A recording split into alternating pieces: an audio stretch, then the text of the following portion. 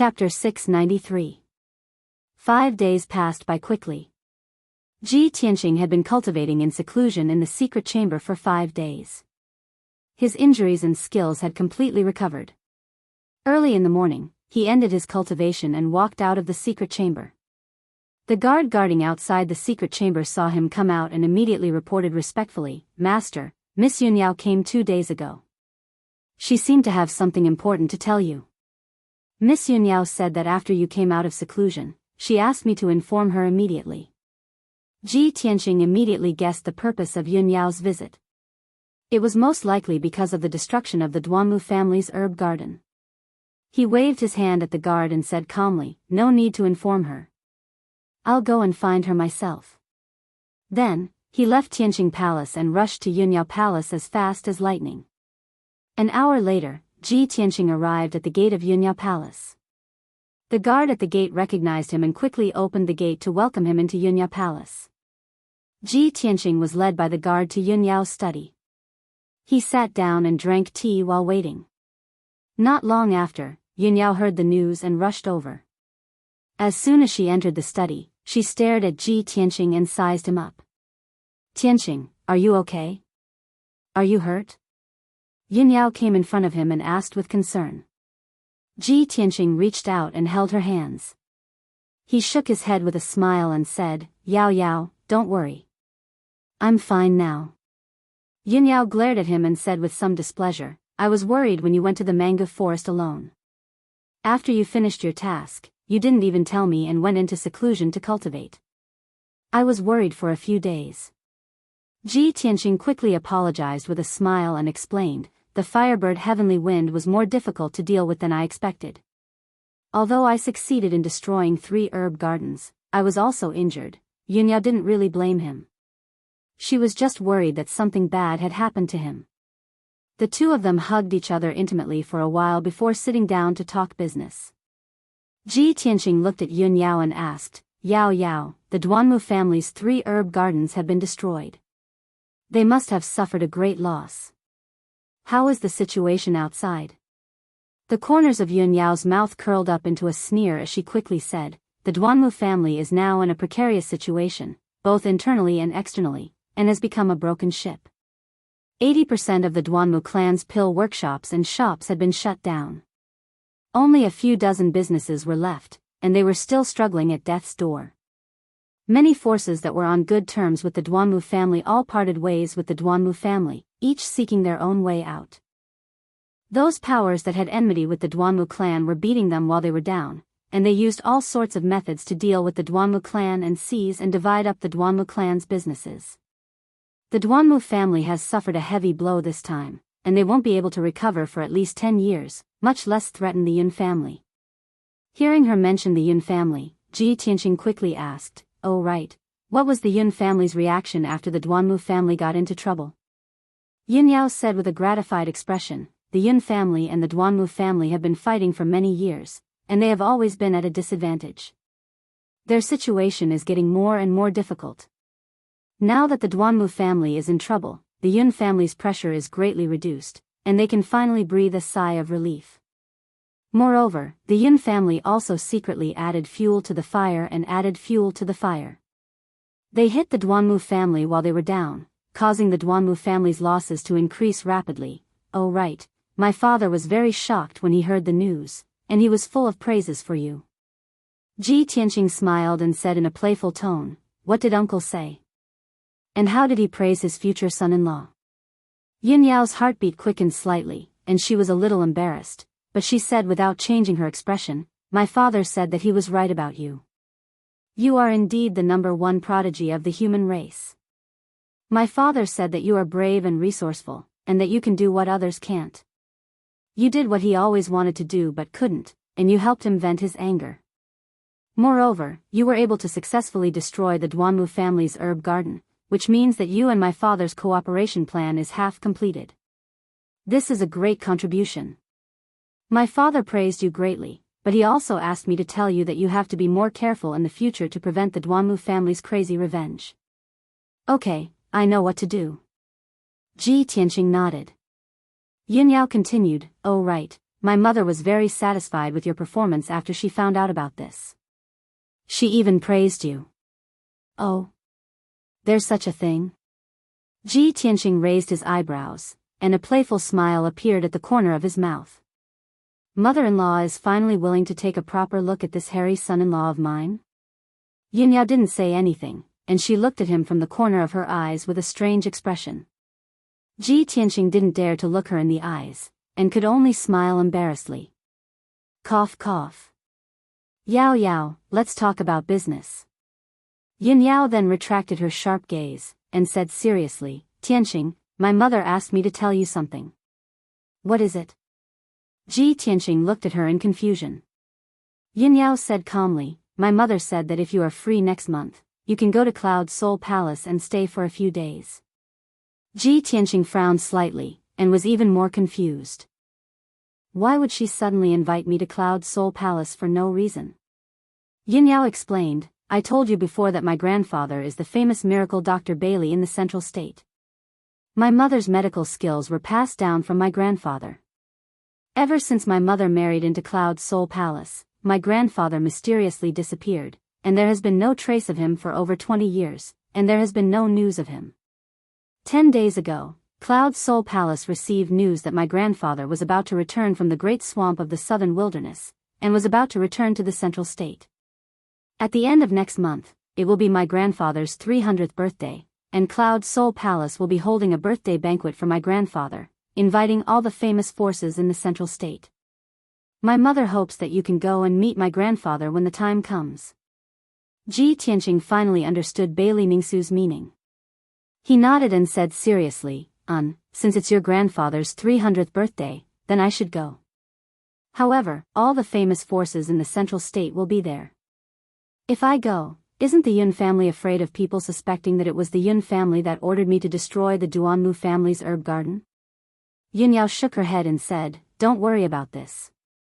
You are the Heavenly Stellar Region Lord, and one of the most respected people in the human race, so you should have received an invitation from Cloud Soul Palace. As long as the Imperial Court and the Duanmu family don't have evidence that the Yun family is involved, they can't do anything to the Yun family. After pausing, she added, also, the Duanmu family's herb business has collapsed, and a large portion of the market will be empty. My father wants to use this birthday banquet as an opportunity to pull in all the famous forces, and steal the herb business in the Central State continent, and suppress the Duanmu family's power. When Ji Tianqing heard this, he smiled and nodded, that's right. Uncle's move can be said to be taking drastic measures, it's both ruthless and accurate.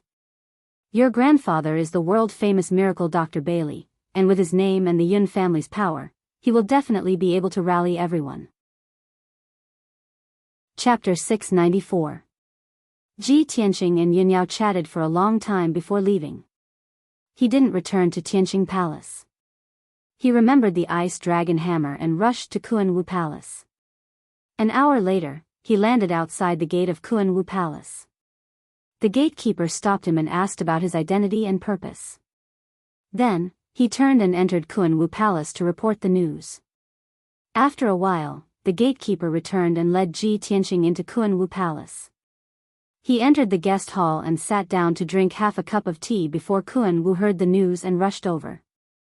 As soon as Kuan-Wu stepped into the hall, he looked at him with a complicated expression and said with a bitter smile, Ji Tianqing, you are really AI.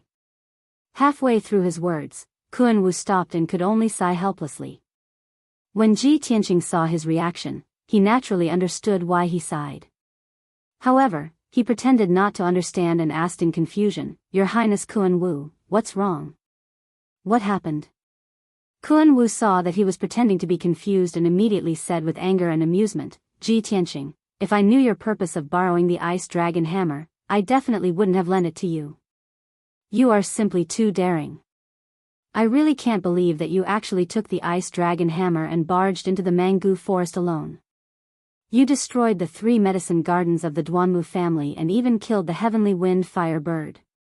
Now, the few great families and the imperial court all know that you did this with the ice dragon hammer.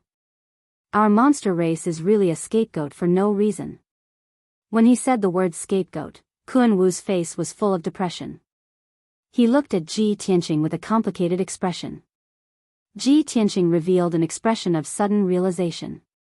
He quickly cupped his hands and said to Kuan Wu, Your Highness Kuan Wu, I'm really sorry. I was careless. How about this? I will go to Central Continent City and spread the news to all the major forces that this matter has nothing to do with the monster race Imperial Court. It was done by me, Ji Tianqing. Kuan Wu didn't know whether to laugh or cry. He quickly waved his hand and said, Stop it. Do you really want to drag me and the Imperial Court down with you? It's fine if you don't explain, it will only make things worse.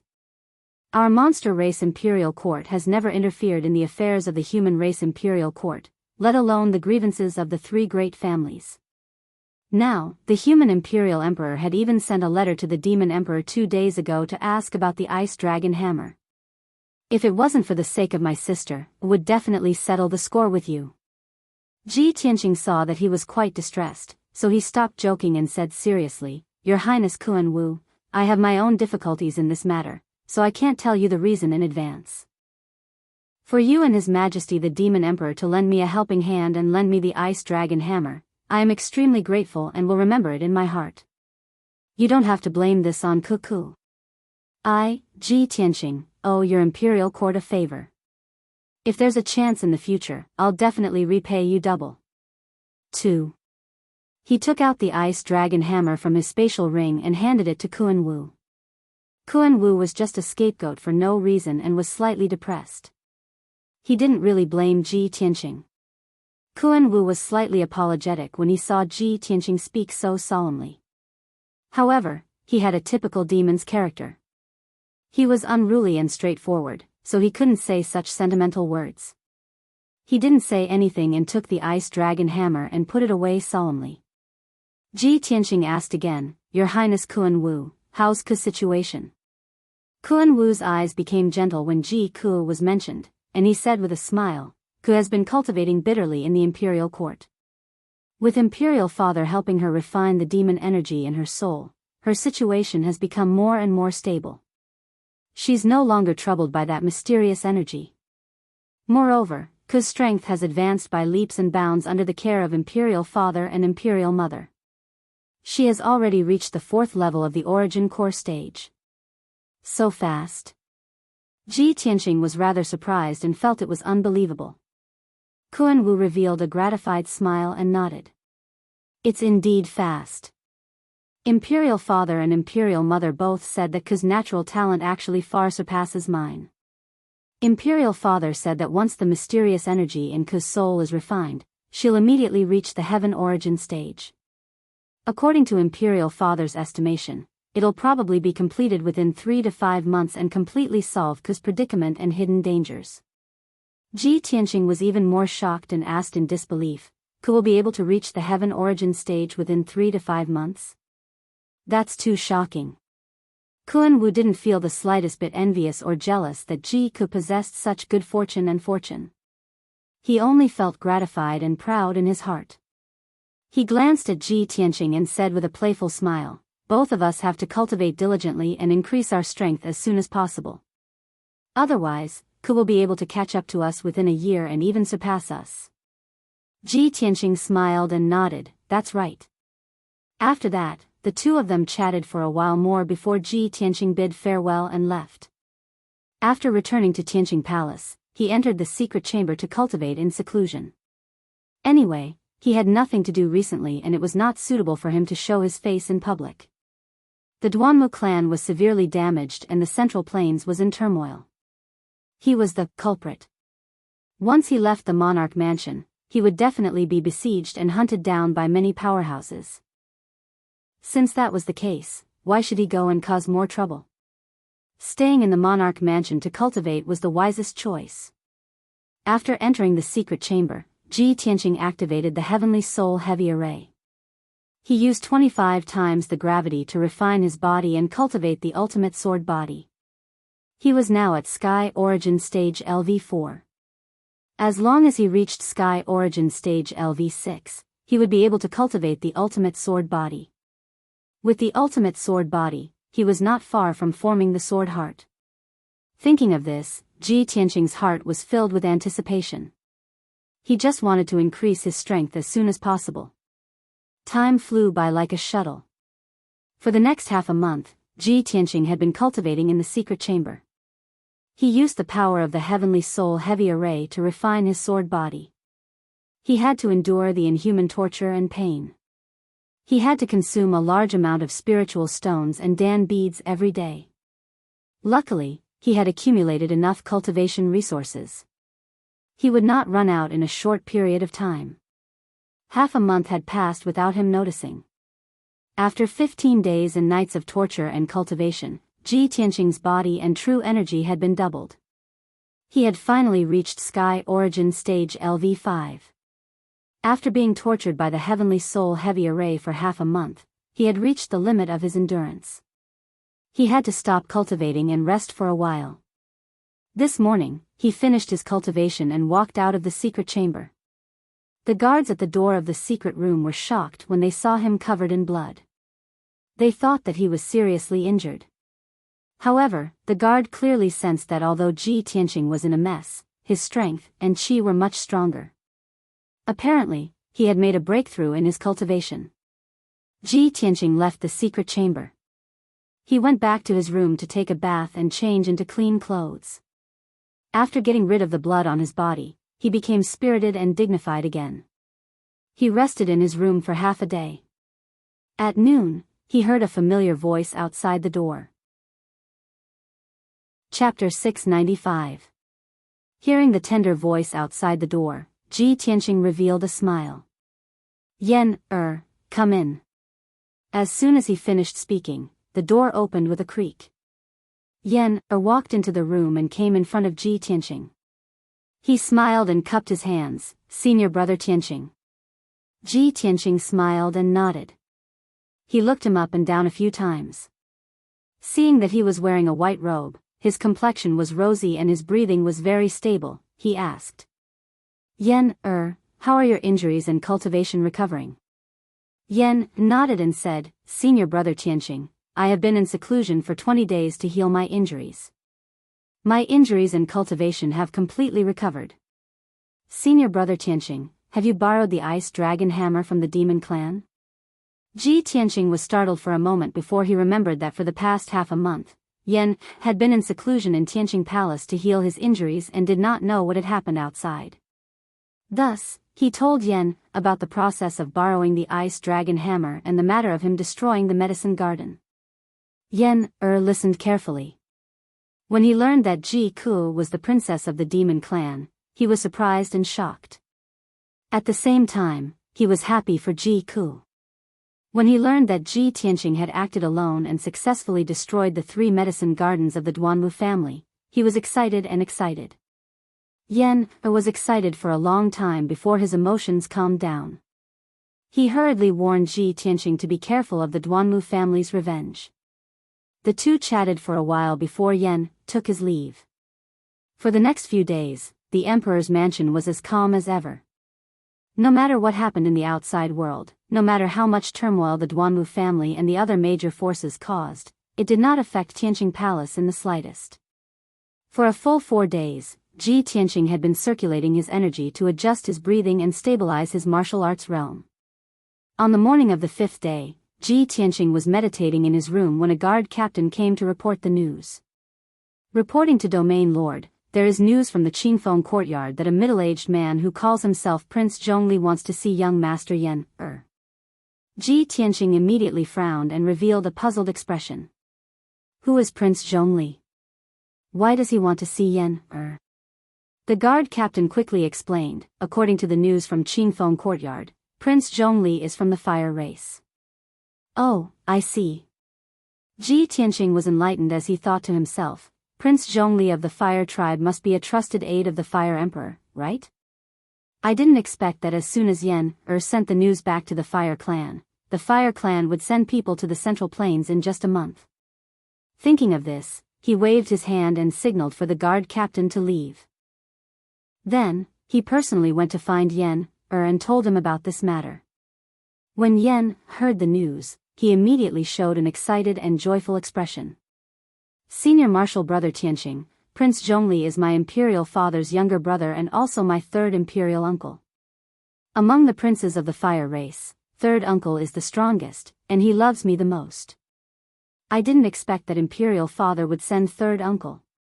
Yan was happy for a while and did not forget to explain to Ji Tianqing, senior marshal brother Tianqing, when I wrote a letter to imperial father before, I asked him to send people to Qingfeng Courtyard in Fish Dragon Alley to find us. There's no other way, they can't enter the imperial mansion when they come to the Central Plains, so I can only let them go to Qingfeng Courtyard.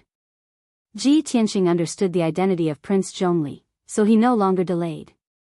He quickly left the Tianqing Palace with Yan and rushed to the exit of the imperial mansion. An hour later, the two left the imperial mansion and rushed to Qingfeng Courtyard in Fish Dragon Alley. After the two entered Qingfeng Courtyard, they went straight to the guest hall. He saw that there were 4 people talking in the main hall. The old man in a white robe sitting on the main seat was the Beast King, and the white ape stood respectfully beside him.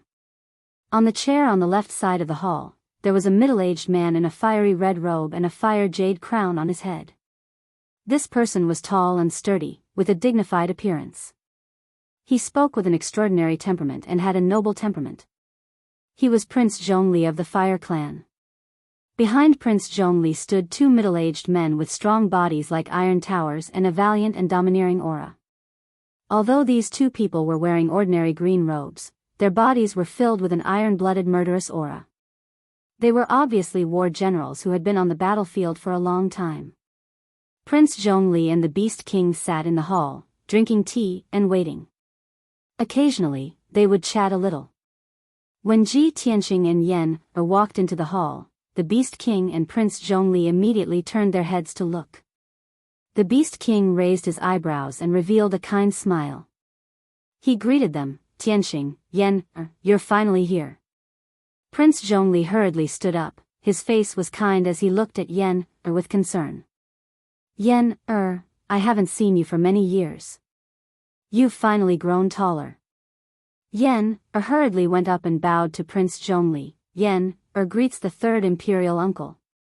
After saying that, he pointed to Ji Tianqing beside him and introduced him to Prince Zhongli, third imperial uncle. This is the senior brother Tianqing I mentioned in the letter, the region lord of Tianshan region. Prince Zhongli revealed a kind smile to Ji Tianqing and bowed, greetings to the region lord. Ji Tianqing also smiled and bowed back. Then, he greeted the Beast King. Everyone exchanged greetings with each other for a while. Then, the Beast King tactfully took his leave and left the hall. Yan, Prince Zhongli, you have something to discuss. This old man will not disturb you. After the Beast King left with White Ape, only Prince Zhongli and 2 followers, Yan, and Ji Tianqing were left in the hall. Everyone took their seats. Prince Zhongli and Yan, began to talk about business. Ji Tianqing sat aside and listened silently. He learned a lot of information from the conversation between the two.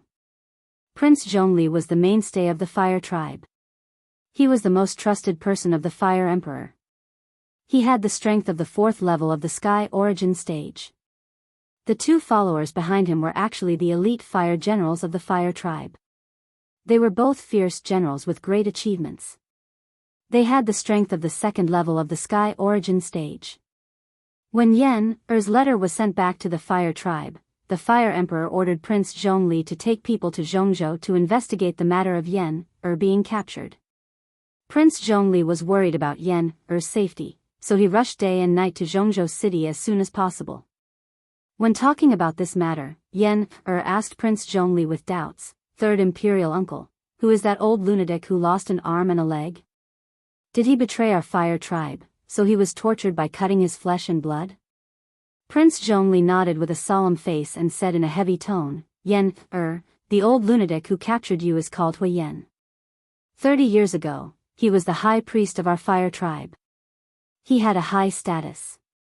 However, he committed an unforgivable crime, so he was severely punished by the Fire Emperor.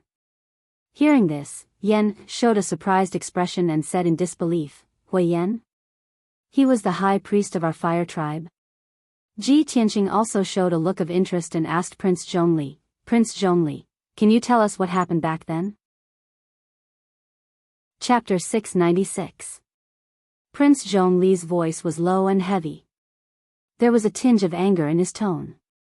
As he spoke, Ji Tianqing and Yan finally understood what had happened 30 years ago. Back then, Hui Yan was the high priest of the fire tribe. He had a noble status and a high position. He had been a priest for 20 years. In the first 10 years, he had been fair and honest. He was highly valued by the Fire Emperor.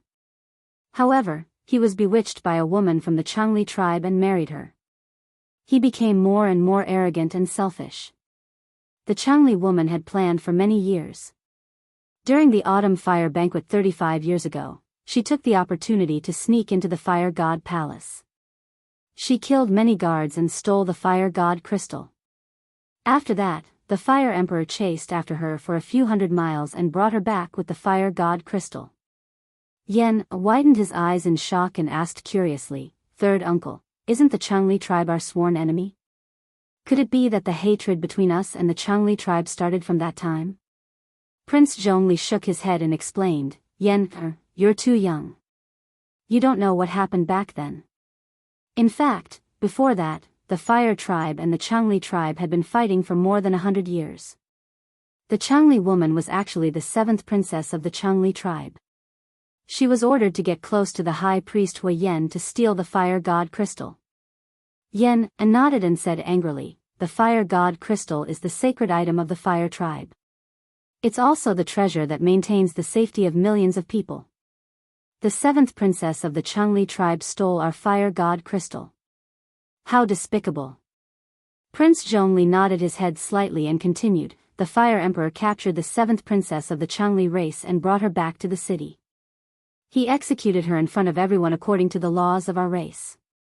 However, the Fire Emperor was righteous and merciful. He showed mercy to the high priest Hui Yan and did not pursue his crime. However, Hui Yan was obsessed and held a grudge against the Fire Emperor. He believed that the Fire Emperor had killed his wife. In the 5 years after that, Hui Yan used all kinds of despicable methods to steal our resources and treasures. Later, he actually wanted to steal the fire god crystal and the 9-flame spiritual vein to avenge his dead wife." Hearing this, Yan's heart jumped. She worriedly asked, "Third uncle, what happened after that? What happened this time?" Prince Zhongli patted his head and said with a complicated expression, "After the 7th princess stole the fire god crystal, the Fire Emperor strengthened the defenses of the fire god palace to protect the fire god crystal. High priest Hui Yan failed to steal the fire god crystal, but he killed many guards and maids, and even injured 2 fire generals. Later on, when he realized that his plan had failed and his whereabouts had been exposed, he decided to snatch the 9-flame spiritual vein at all costs. In order to obtain the 9-flame spiritual vein, he had already prepared for many years, and his plan was very thorough. By the time I arrived at the 9 Flames mountain range with the fire generals and guards, Hui Yan had already succeeded and caused a tragedy. The 9 Flames spirit vein was taken away, and the 9 Flames mountain range collapsed on the spot. The mountains and rivers within 100 miles were all shattered, and 9 villages were destroyed. Over 10,000 civilians were affected. In that battle, more than 4,000 fire race people died, and more than 5,000 were injured. Although the Fire Emperor personally took action in the end and captured High Priest Hui Yan, our people suffered heavy casualties, and blood flowed like a river. Yan clenched her fists and cursed angrily, "Damn Hui Yan, he is so despicable and cruel. He deserves to die." Prince Zhongli nodded and continued, "The Fire Emperor captured Hui Yan and brought him back to the city, where he was publicly judged for his crimes. The civilians and the relatives of the imperial family hated Hui Yan to the core, and they all asked the Fire Emperor to cut his flesh to pay back his blood. They wanted Hui Yan to use his flesh and blood to atone for his sins to the ancestors, and to repay the kindness of the fire race. The Fire Emperor ordered to cut his flesh to pay back his blood. However, Hui Yan had already cultivated a secret technique and turned the 9-flame spiritual vein into a 9-flame spiritual snake, which merged with his body. After the torture, Hui Yan lost his left arm and right leg, but he still had half of his blood left. Luckily, he didn't die. The Fire Emperor followed the rules set by the ancestors and expelled Huiyan from the fire race, never to step into the fire race again. Since then, Huiyan disappeared and hasn't appeared for 30 years. I didn't expect him to be hiding in Central State City. After listening to Prince Zhongli's explanation, Ji Tianqing and Yan finally understood the whole story. Yan said in a low voice, Huiyan, that hateful bastard, killed so many people, he really deserves to die. Ji Tianqing also said with a dignified expression, no wonder Huiyan claimed that he had a grudge against Yan and tried to capture him. Prince Zhongli nodded and said, Huiyan hated our fire race to the core, but he could never step into the fire race, nor did he have the strength to return to the fire race for revenge. Therefore, he turned his target to Yan wanting to murder Yan for revenge. But I don't understand, Yan was born 20 years after that incident. How did Huiyan know Yan's identity? Ji Tianqing's eyes flashed with a cold light and said in a cold voice, the person who captured Yan was an assassin from the Duanmu family's Soul Shepherd Hall. Huiyan colluded with the Duanmu family. Duanmu family? Prince Zhongli frowned, his eyes becoming more and more dignified. That bastard Huiyan, he actually found the Duanmu family as his backer? I'm afraid this is going to be troublesome. Yan hurriedly advised, third uncle, the Duanmu family is very powerful and has as many experts as the clouds, they are not something we can deal with. Moreover, senior brother Tianqing destroyed the Duanmu family's herb garden half a month ago, causing the Duanmu family's vitality to be greatly damaged. Now that the situation in Central State is chaotic, the Duanmu family is in a desperate situation and is crazily fighting back, wanting to find senior brother Tianqing for revenge. Oh. There is such a thing? Prince Zhongli revealed a shocked expression and looked at Ji Tianqing in disbelief. Master, this is the first time this prince has come to Central State City, so I don't know the situation in the city. Can Master explain to this prince? Ji Tianqing naturally would not refuse, and gave Prince Zhongli a rough introduction of the situation in Central State City. After 15 minutes, when he finished, Prince Zhongli frowned and pondered for a moment, then made up his mind. Huiyan's strength has dropped to the 5th level of Sky Origin stage, and he is an old lunatic with broken limbs, so he is not of much use to the Duanmu family. This prince dares to conclude that even if Huiyan is in cahoots with the Duanmu family, he is not a core member, so the power he can use is limited. Now that the Duanmu family is in a desperate situation and can't even protect themselves, it is the best time for us to capture Huiyan. Ji Tianqing thought for a moment and agreed, that's right, the Duanmu family is busy dealing with the other forces, their main target is me. Prince Zhongli and the 2 fire generals have just come to Central State City, so the Duanmu family will not target you, so it is convenient for you to act. However, if you want to find Huiyan in this big Central State City, it is like looking for a needle in a haystack, I'm afraid you won't be able to find him in a short period of time. Speaking of this problem, Prince Zhongli revealed a confident smile and waved his hand, Master, don't worry, this time this prince came to Central State, I brought a fire tribe treasure. Chapter 697. The treasure that Prince Zhongli mentioned was one of the secret treasures of the Fire Clan, the Fire Spirit Pagoda. This was a top heaven origin stage magic tool that could help him detect the aura of the 9 flame spirit vein. Everyone discussed for a while and decided on their future plan. Ji Tianqing and Yan returned to the Emperor Mansion to wait for news. Prince Zhongli and the 2 fire generals were responsible for searching for Huiyan's traces. During this period, both sides used Qingfeng Courtyard as their contact point and foothold. After making the plan, Ji Tianqing found the Beast King and explained the situation. Naturally, the Beast King agreed without hesitation and had no objections. Ji Tianqing left with Yan. Prince Zhongli and the 2 fire generals rested in Qingfeng Courtyard for a day and then began to move. Although they had just arrived in Central Continent City and were not familiar with the situation in the city. But this was also one of the benefits of making it easier for them to move. No one knew Prince Zhongli and no forces noticed them. They moved quietly in Central Continent City and used the Fire Spirit Pagoda to search for the aura of the 9 flame spirit vein. 3 days passed quickly. Early in the morning, Ji Tianqing was still meditating in his room when he heard Yan calling from outside the door. "Senior brother Tianqing, there's news. Third uncle has found Hui Yan." Ji Tianqing quickly stopped cultivating and got up and walked out of the room. Yan was standing outside the door. Her small face was filled with joy and excitement. "Let's go to Qingfeng Courtyard." Ji Tianqing did not waste time. He quickly left the Emperor Mansion with Yan and rushed to Qingfeng Courtyard in Fish Dragon Alley. 2 hours later, when the two of them arrived at Qingfeng Courtyard, the Beast King was already waiting for them in the hall. Time was tight. After the two sides met, the Beast King immediately said to Ji Tianqing and Yan, "Tianqing, Yan, Prince Zhongli found Hui Yan early this morning. Hui Yan was hiding in a deserted house in the city."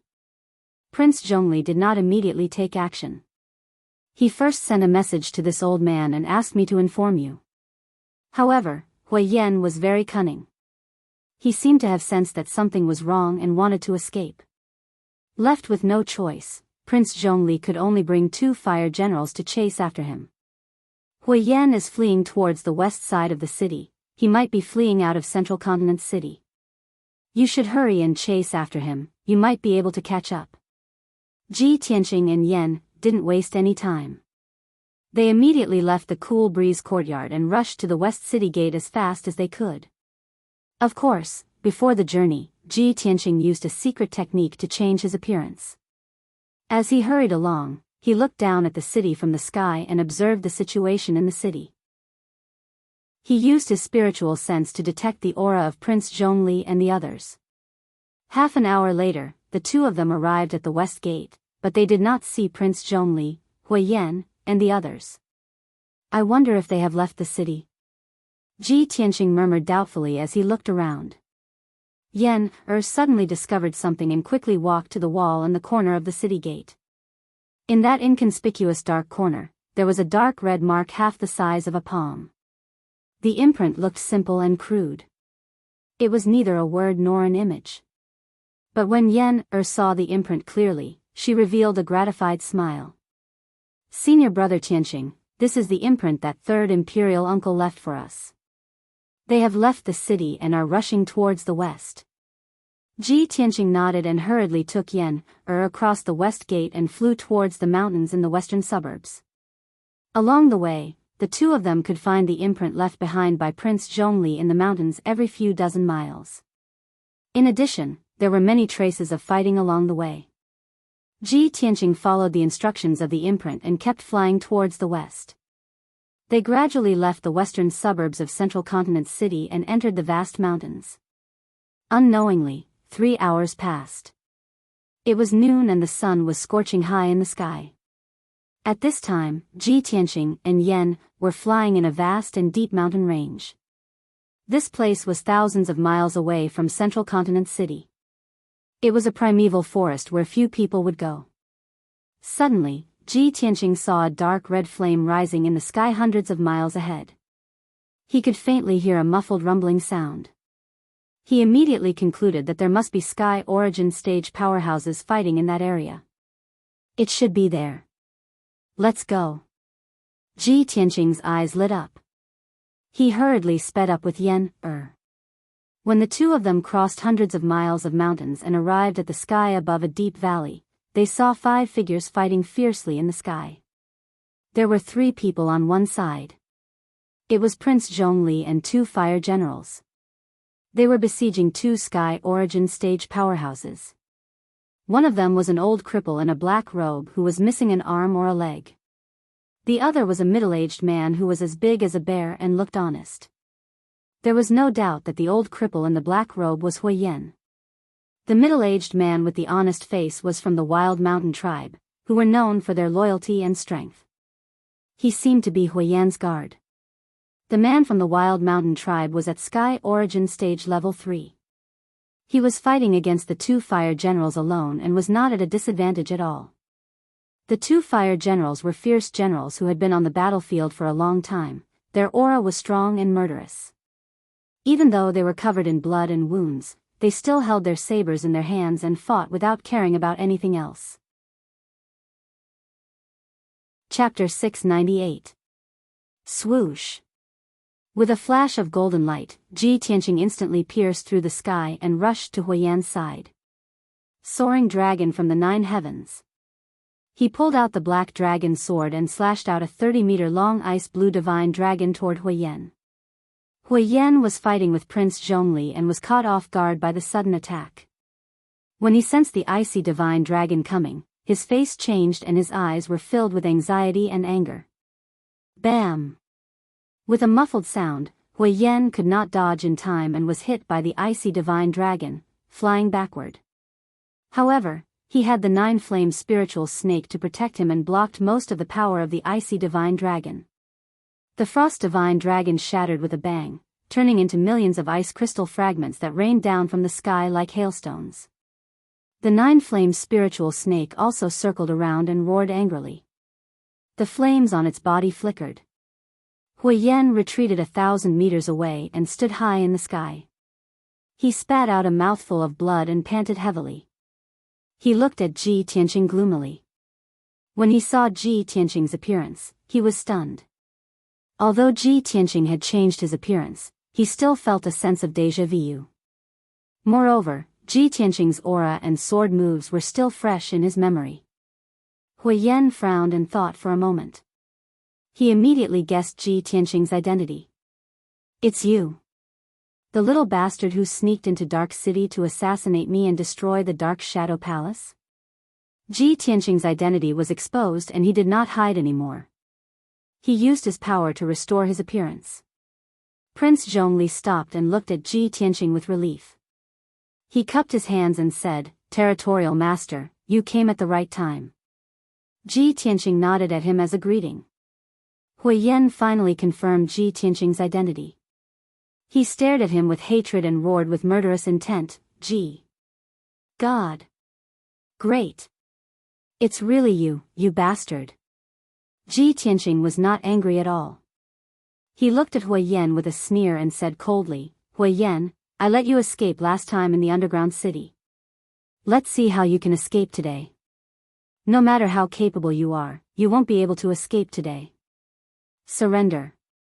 Last time in the underground city, he was not strong enough and let Huiyan escape. Today, he was at the 5th level of the Sky Origin stage. And here is a vast mountain range. The terrain is not as complicated as the underground Ansheng. No matter what, it was impossible for Huiyan to escape.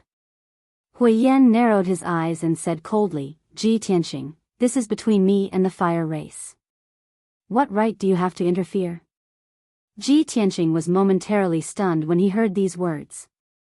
Soon after, he sneered and said, "Ahaha, Huiyan, what's the point of saying all this now? What? You know you have nowhere to run, so you want to negotiate with me? No need. Yan is my junior brother. Since you dare to go against him, you have to bear my anger." Huiyan's thoughts were exposed and he was furious. He shouted at the top of his lungs, "Ji Tianqing! You will die a horrible death. The one who will die a horrible death is you." Ji Tianqing retorted and did not talk nonsense with him anymore. He immediately waved his sword and slashed out a giant sword that was hundreds of meters long. Water split. The giant golden sword was extremely powerful. It carried the power to destroy everything and slashed at Huiyan. Huiyan's face immediately changed. He held the crimson sword in his right hand and fought back with all his strength. He slashed out 6 flaming sword lights. Furious blade. The 6 saber lights that were tens of meters long collided with the huge sword that was hundreds of meters long. Immediately, there was an earth-shattering boom. The dark sky was immediately illuminated by the flaming sword lights. It was like the red clouds at sunset. The power of the giant golden sword was unparalleled. It shattered the 6 flaming saber lights on the spot, turning them into thousands of dark red fragments that scattered in all directions. The giant golden sword's power was not reduced at all. It continued to slash at Huiyan. Huiyan looked fearful. He immediately released his true core strength and poured it into the 9-flame spiritual snake to block the sword lights. Spiritual snake protection. As he shouted, the 9-flame spiritual snake's body suddenly doubled in size. It burst out with more dazzling 9-colored flames. The 100-meter-long 9-flame spiritual serpent circled around Huiyan, protecting him tightly. Boom! In the next moment, the giant golden sword hit the 9-flame spiritual snake and sent Huiyan flying again. The 9-flame spiritual snake's power had weakened a lot. Huiyan's aura was also getting weaker and his combat strength was decreasing. He flew back 1,000 meters before he could steady himself. His face became even more ghastly. Taking advantage of this opportunity, Prince Zhongli also attacked without hesitation. He waved his 2 swords and slashed out towering flames. Ji Tianqing forced Huiyan to retreat in one move, and did not give him a chance to catch his breath. He immediately chased after him, brandishing his sword and using the 5 extremes of heavenly movement. Metal Slash. He activated his powerful true core strength and instantly drew out the metal elemental spiritual qi in a 10-mile radius. He condensed it into a giant golden sword and slashed at Huiyan. On the surface, this slash of the Golden Emperor was not much different from water flow severance. However, the metal slash was formed by the purest metal elemental spiritual qi. It was extremely sharp and powerful. Furthermore, the metal slash was an upper-level cultivation skill of the Heaven Origin stage. It was more than twice as powerful as the water split. Just as Huiyan was blocking Prince Zhongli's attack, the gigantic golden sword that seemed capable of destroying heaven and earth came crashing down. Boom! At this critical moment, Huiyan's face changed drastically. His eyes were filled with terror. However, no matter how hard he tried to retreat, he still could not dodge the attack. Kaboom! The dazzling giant golden sword instantly engulfed his body and hit the 9-flame spiritual snake. Huiyan had activated the 9-flame spiritual snake's power to the maximum and its defensive power had reached its limit. However, under the invincible metal emperor slash, the 9-flame spiritual snake was slashed open on the spot, and the 9-colored spiritual fire that covered the sky and earth burst out. Hiss! Hiss! Hiss! The 9-flame spiritual snake was like a living creature. It hissed in pain and its body twisted violently. Although it was not cut in half, there were cracks all over its body. Large amounts of flames kept leaking out and its power was quickly draining away. Huiyan was killed by the giant sword and fell from the sky. He crashed into the valley below. With a loud bang, the valley filled with towering trees was smashed into a 1,000-meter-wide crater on the spot. There were many gullies around the deep hole. Mud and powder were flying up into the sky. The loud noise reverberated throughout the valley. The entire valley and the surrounding mountain peaks shook violently from the impact. Huiyan was lying at the bottom of the 1,000-meter deep hole. He was buried by a pile of mud. His entire body was drenched in blood, his spirit was dispirited, and his eyes were dim and lifeless. The slash had almost cut the 9-flame spiritual snake into pieces.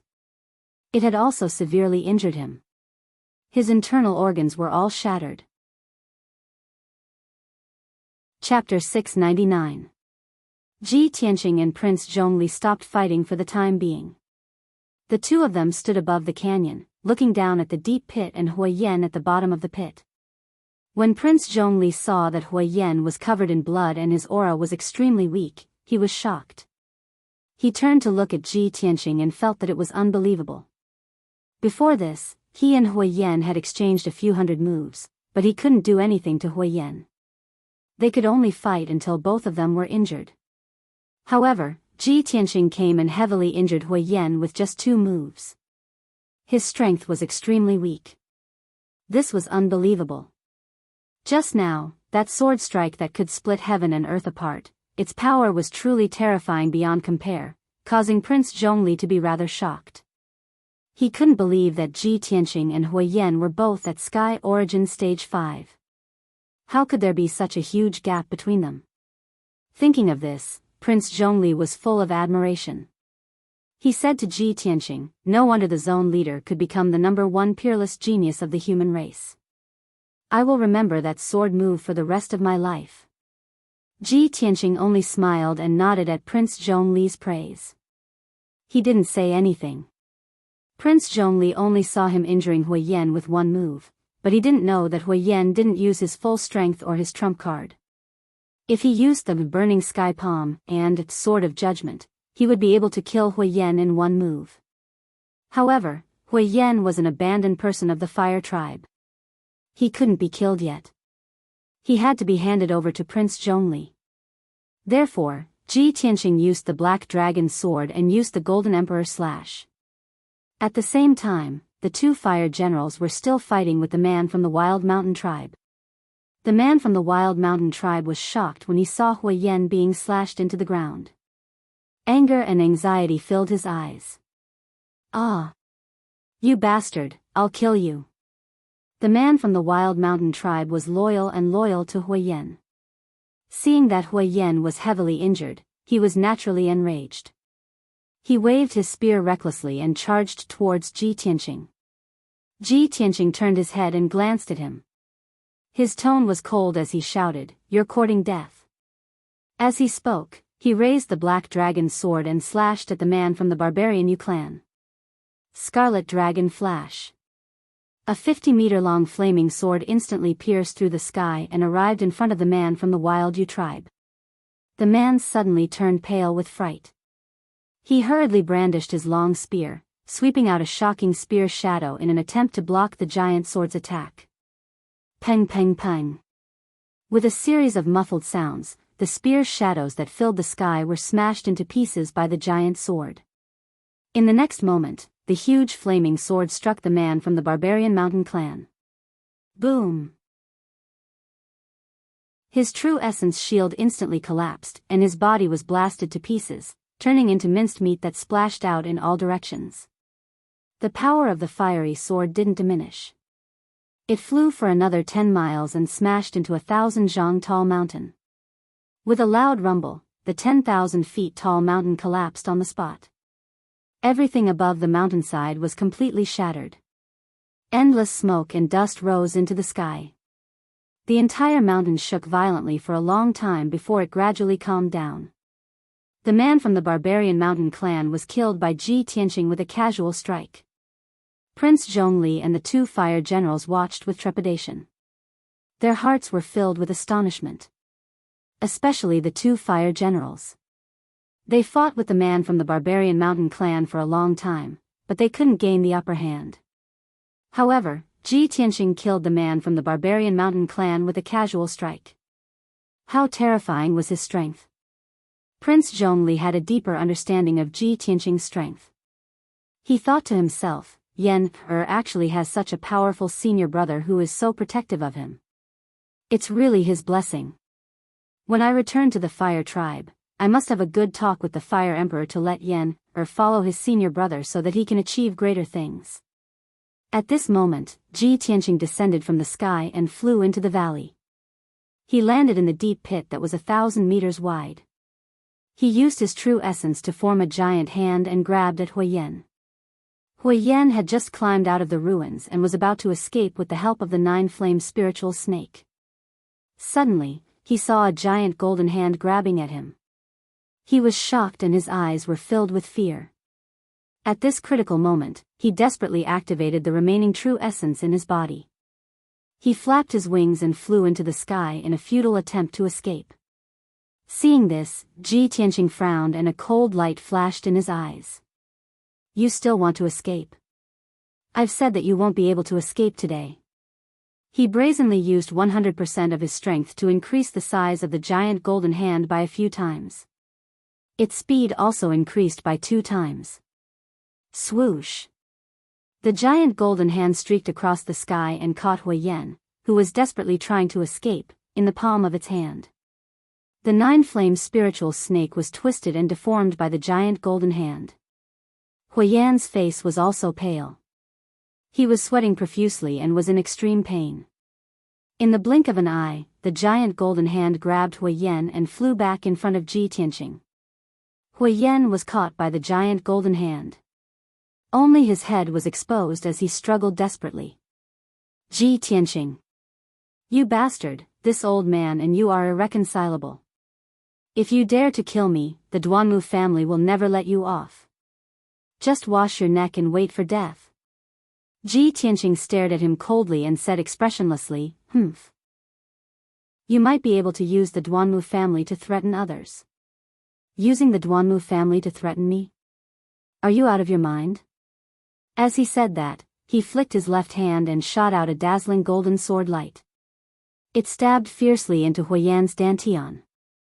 With a muffled bang, Huiyan's dantian was crushed on the spot. Majestic true essence leaked out and quickly dissipated. Huiyan let out a shrill scream as his life's cultivation quickly dissipated. His entire person was like a rotten eggplant. Very quickly, he shriveled up and became an old lunatic who was on the verge of death. Clearly, Huiyan's life's cultivation was crippled. Even if he was still alive, he would not be able to stir up trouble again.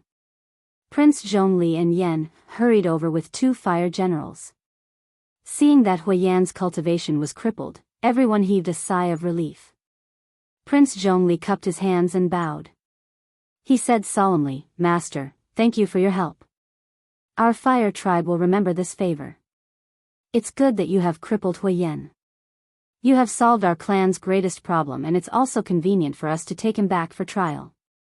The 9-flame spiritual snake is our fire tribe's spiritual vein, but it has merged with him. We will take him back to the fire tribe and let the fire emperor strip the 9-flame spiritual snake and restore it to the 9-flame spiritual vein." Ji Tianqing waved his hand and said calmly, "No need to thank me. I am helping Yan. However, I want to interrogate Huiyan first. What is his relationship with the Duanmu family? After I am done with the interrogation, I will hand him over to you." Prince Zhongli naturally had no objections. He nodded and made a gesture of invitation. Chapter 700. Huiyan's cultivation had been completely depleted, and he was as weak as an ordinary person. He no longer had any strength to resist. His body had shrunk into a ball, and his expression was filled with despair. His eyes were filled with a deathly gray, and he no longer had anything to live for. Hearing Ji Tianqing's question, he laughed coldly in a hoarse voice. "I'm no different from a dead man. Why would I tell you the inside story?"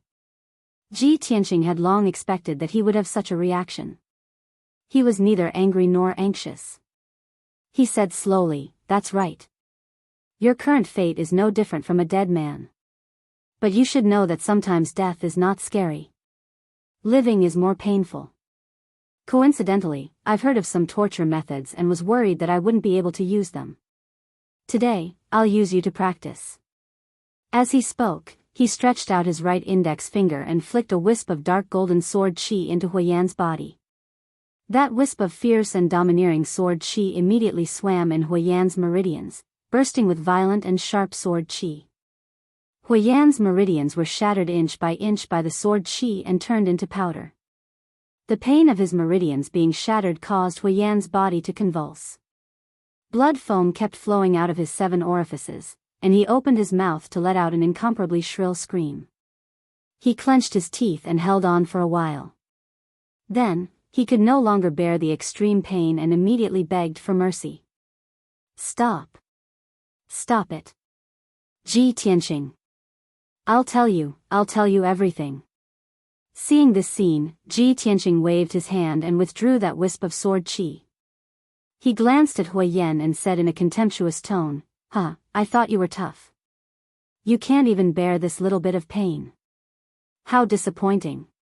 Back then, when he cultivated the sword heart Dao, the sword qi also swam in his meridians. Recently, when he cultivated in the heavenly spirit heavy array, he also had to endure the same pain. But he endured it with amazing perseverance. That was why he was able to cultivate the sword heart Dao and improve his strength rapidly. And Huiyan was only destroyed by the sword qi for a moment before he was tortured to the point of collapse. He hurriedly begged for mercy. From this, it could be seen that Ji Tianqing could grow so quickly. It was natural for him to be called the #1 prodigy of the human race. After that, Huiyan no longer dared to hide anything and revealed his relationship with the Duanmu clan. Ji Tianqing, Yan'er, and the others finished listening, only then did they come to a realization, understanding the whole story. It turned out that the second madam of Duanmu Huang was just a young lady from a small family, and by chance, she recognized Hui Yan as her adoptive father.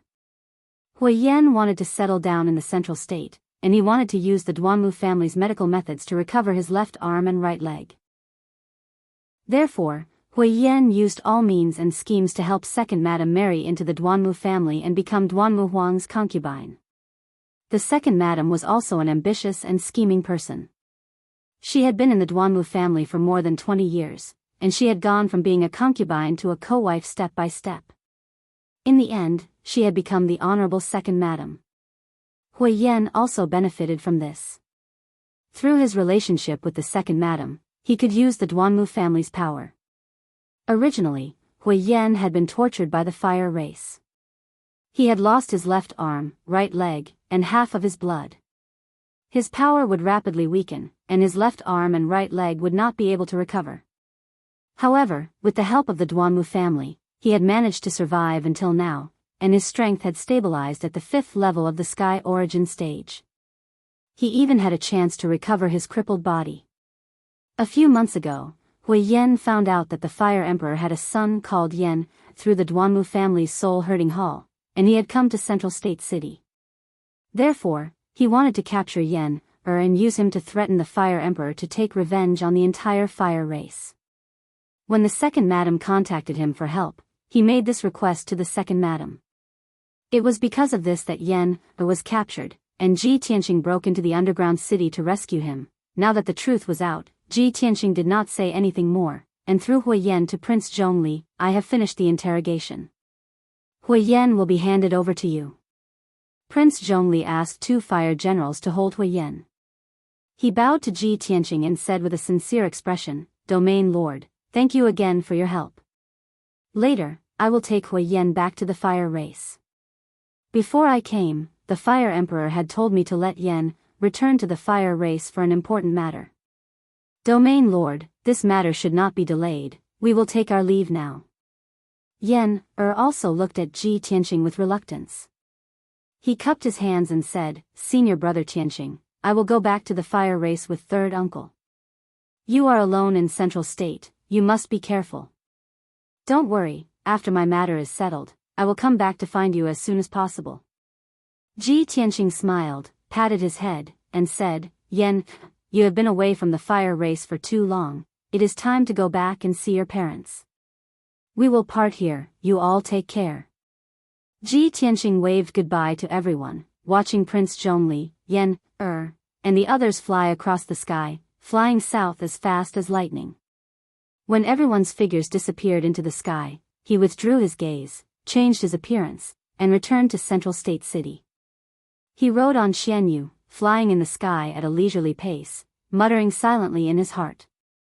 Ku is cultivating in the monster race Imperial Court and will not be back for 3 to 5 months. Yan also went back to the fire race, at least 3 to 5 months. Only Qianyu and Little Black Dragon are left to accompany me, sigh.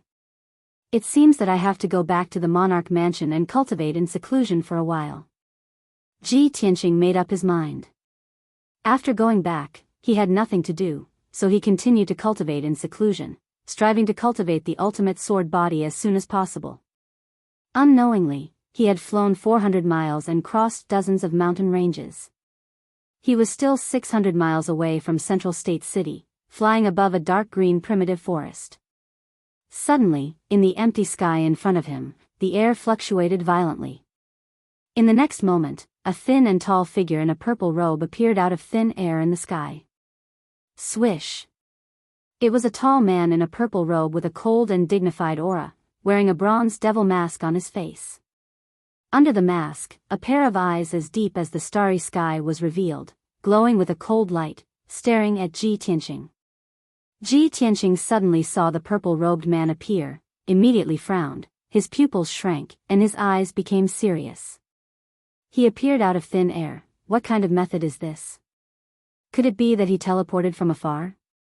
He whispered in his heart, very vigilant and wary of the purple-robed man.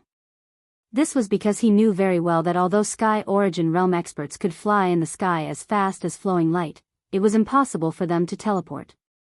It was said that only transcendent experts in the soul-refining realm could teleport 10 miles in an instant with the help of soul-level magic treasures. Ji Tianqing guessed that the purple-robed man who suddenly appeared was very likely to be a soul-refining realm expert. The other party came with ill intentions. His body was filled with coldness and a trace of killing intent. Swish! Ji Tianqing stopped, standing 1,000 meters away from the purple-robed man in the sky. The purple-robed man stared at him and spoke in a cold and deep voice. Ji Tianqing. This seat has been waiting for you for a long time. Chapter 701. The purple-robed man's voice was deep and forceful. It contained an unquestionable domineering aura and an invisible soul-suppressing sound. Ji Tianqing was 1,000 meters away from him. Just by hearing his voice, he felt his entire body turn cold and a strong sense of fear appeared in his soul. His expression suddenly changed and his eyes revealed a strong sense of vigilance. Soul refinement realm expert? He knew very well that only experts in the soul refinement realm were able to use invisible soul energy to kill their opponents. Sure enough, the purple-robed man secretly circulated his energy and a blazing white light immediately lit up behind him. It condensed into 5 balls of white light, like 5 giant eyeballs. Seeing this scene, Ji Tianqing's body shook and his expression became very ugly. Divine soul white light condensing into 5 Dharma eyes? This is a 5th-level soul refinement realm expert? He had read some martial arts history books in the Emperor King Manor before and had some understanding of soul refinement realm experts. He knew that when a martial artist broke through heaven origin and reached the soul refinement realm, besides controlling heaven and earth spirit energy, they could also use divine soul power. The most obvious sign of a soul refinement realm expert was the white light that appeared from their divine soul power. They could condense divine soul Dharma eyes. A first-level soul refinement realm expert could only condense 1 divine soul Dharma eye. A second-level soul refinement realm expert could condense 2 divine soul Dharma eyes. A third-level soul refinement realm expert could condense 3 divine soul Dharma eyes, and so on. The purple-robed man could actually condense 5 divine soul Dharma eyes. He was clearly a 5th-level soul refinement realm expert. Damn it! How could a 5th-level soul refinement realm expert appear? And looking at his posture, it's obvious that he has been planning for a long time to assassinate me. Who is he? Ji Tianqing stared at the purple-robed man and silently guessed in his heart. At this moment, the purple-robed man sneered and said, Ji Tianqing, Ji Tianqing, if you had always holed up in the Emperor King Manor, I wouldn't have been able to do anything to you. But I already expected that you would leave the Emperor King Manor sooner or later. I didn't expect that not only did you leave the Emperor King Manor, you even left Central State City. You personally gave me such a good opportunity, so how could I let you down? Today, I'll tear you into 1,000 pieces, grind your bones to dust, and make you pay with your blood. Hearing his words, Ji Tianqing immediately frowned and thought, pay with blood? Could he be from the Duanmu family? As he thought of this, he vaguely had an answer in his heart. He looked coldly at the purple-robed man and asked in a deep voice, you are Duanmu Huang? The purple-robed man was wearing a mask, so no one could see the change in his expression. His eyes were as cold as ice. His entire body emitted a murderous aura as he sneered, so what if I am? So what if I'm not? Of the divine soul Dharma heart. You. Of soul soul of bones bones bones of the soul of. As soon as his voice fell, the purple-robed man decisively waved his right hand. With a wave of his sleeve, an overwhelming 5-colored spiritual light shot out. Shwa! The 5-colored light that blotted out the sky condensed into a giant 5-colored blade that was 1,000 meters long and slashed down toward Ji Tianqing's head. Moreover, the 5 divine soul Dharma eyes behind the purple-robed man also released an invisible divine soul power that sealed off an area of 20 miles. A 5-colored curtain of light appeared, enveloping the entire area within 20 miles, forming an isolated domain. Within this domain, the purple-robed man was the absolute ruler. He controlled the power of heaven and earth. Ji Tianqing was suppressed by an invisible force, as if he had fallen into a quagmire, unable to move at all. He could only watch as the enormous five-colored blade slashed down at him with the power to destroy everything in its path.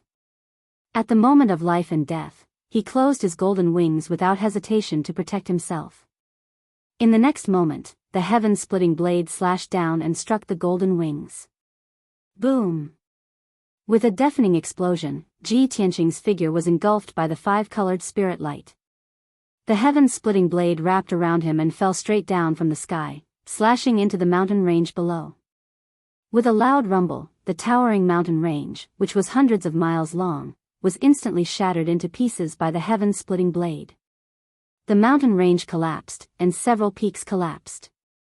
The ground within a radius of dozens of miles shook and jumped, stirring up smoke and dust. When the smoke and dust dissipated, heaven and earth regained its clarity. The lush towering mountain range had been turned into a wasteland. In the wasteland, there was a wide gully that was like an abyss. At the bottom of the abyss, among the rubble and ruins, there was a faint golden light that flickered dimly. After a while, the golden light struggled a few times and shook off the surrounding soil and rocks. Then, a figure slowly climbed out of the ruins and stood on the mound of soil with stumbling steps. It was Ji Tianqing. He looked very haggard. His body was covered in soil and there were a few streaks of red blood. His face was pale, and blood kept flowing out of his nose and mouth. The golden wings drooped weakly behind him, and the light was very dim. Obviously, the golden wings had helped him block the heaven-splitting blade, but they had used up all their strength and could no longer protect him. Although he was lucky not to die, his internal organs had been damaged and he had suffered serious internal injuries. His true essence was quickly flowing away. Is this the strength of a soul refinement realm cultivator? Even if I use the Kenshin battle robe, I will not be able to block his attack. The difference of a realm is indeed huge. I have no right or chance to fight back. Ji Tianqing looked up at the purple-robed man in the sky. His heart was filled with grief and indignation. The purple-robed man stood high in the sky and looked down at the abyss below. He saw the haggard and heavily injured Ji Tianqing. He frowned, and a look of astonishment flashed across his eyes. This little bastard took a hit from my sword and was not killed? The purple-robed man was shocked. He couldn't believe his eyes. He was a powerful cultivator at the 5th level of the soul refinement realm, while Ji Tianqing was only at the 5th level of the sky origin stage. He was clearly a realm higher than Ji Tianqing, and he could kill Ji Tianqing with a casual slap. However, Ji Tianqing was still alive, and his body was unharmed. He didn't lose any limbs.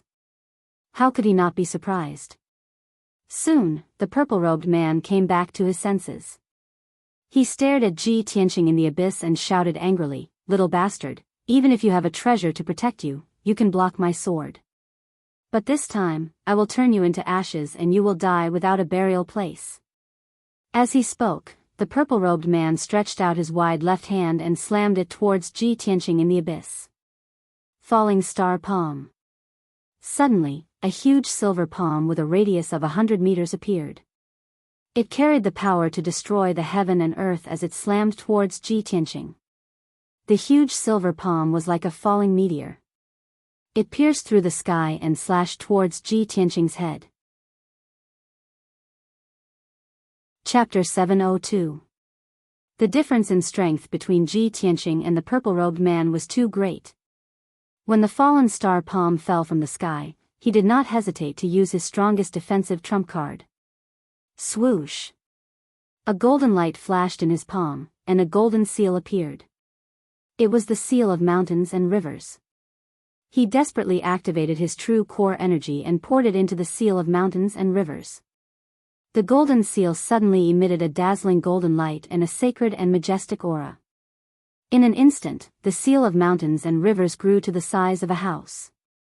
It was 5 meters tall and 6 meters wide.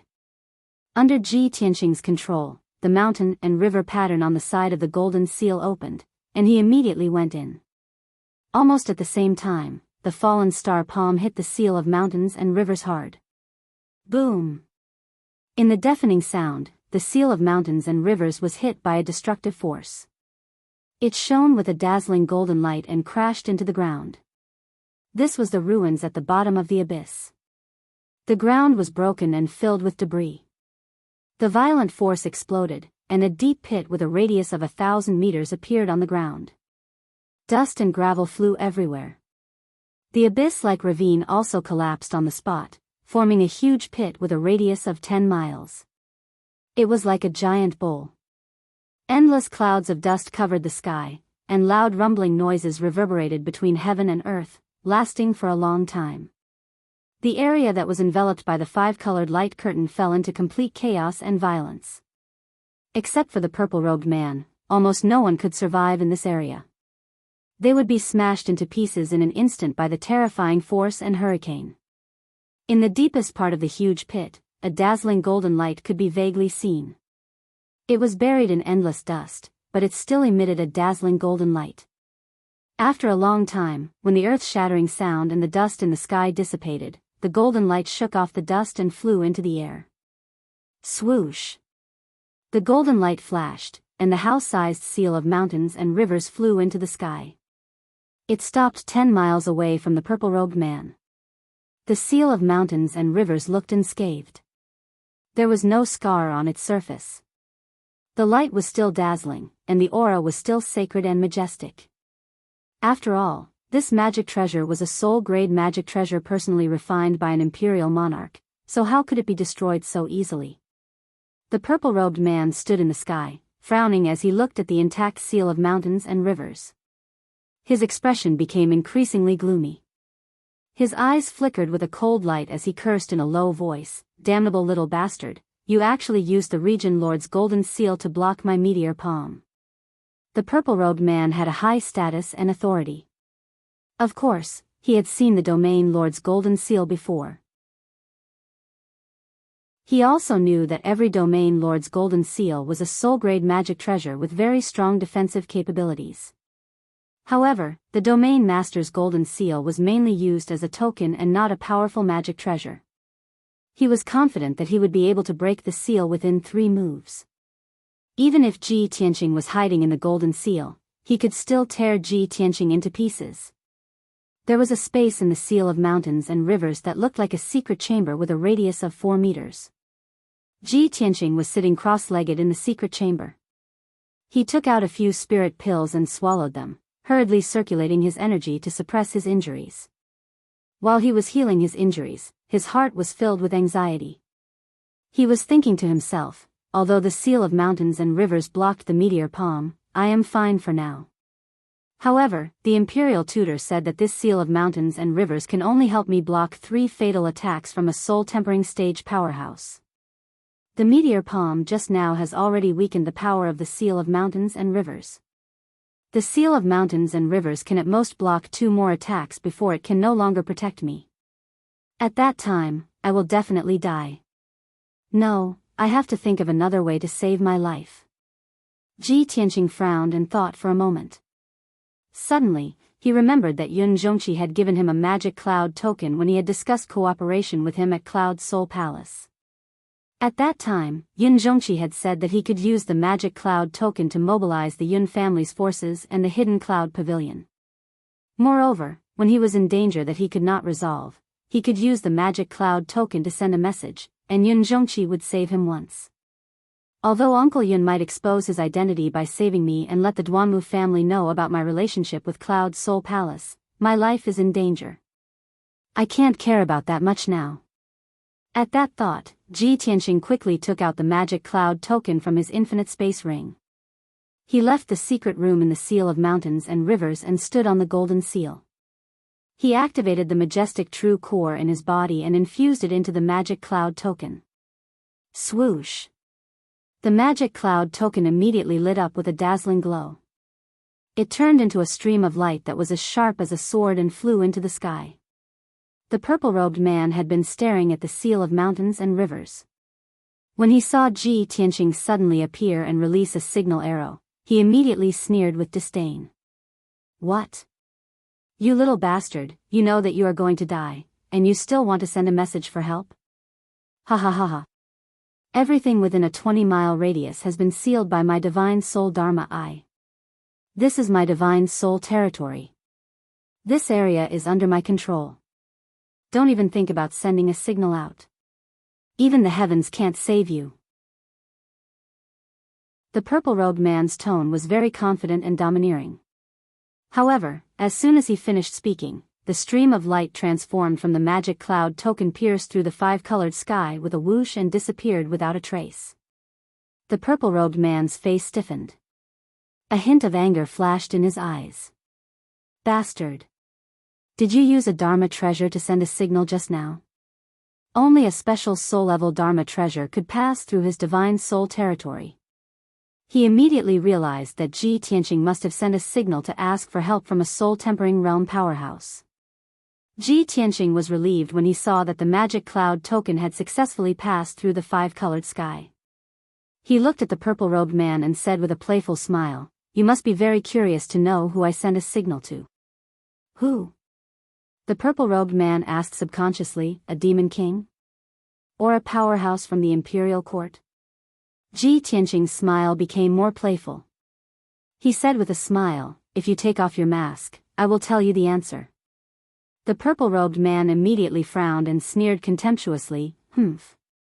You little bastard, you still want to negotiate with me? Wishful thinking. No matter who you ask for help, I can kill you in an instant." Ji Tianqing also understood this point. Of course, he was nervous and worried in his heart. However, he did not show it on his face and still looked fearless. He sneered and said, "It doesn't matter if you don't take off your mask.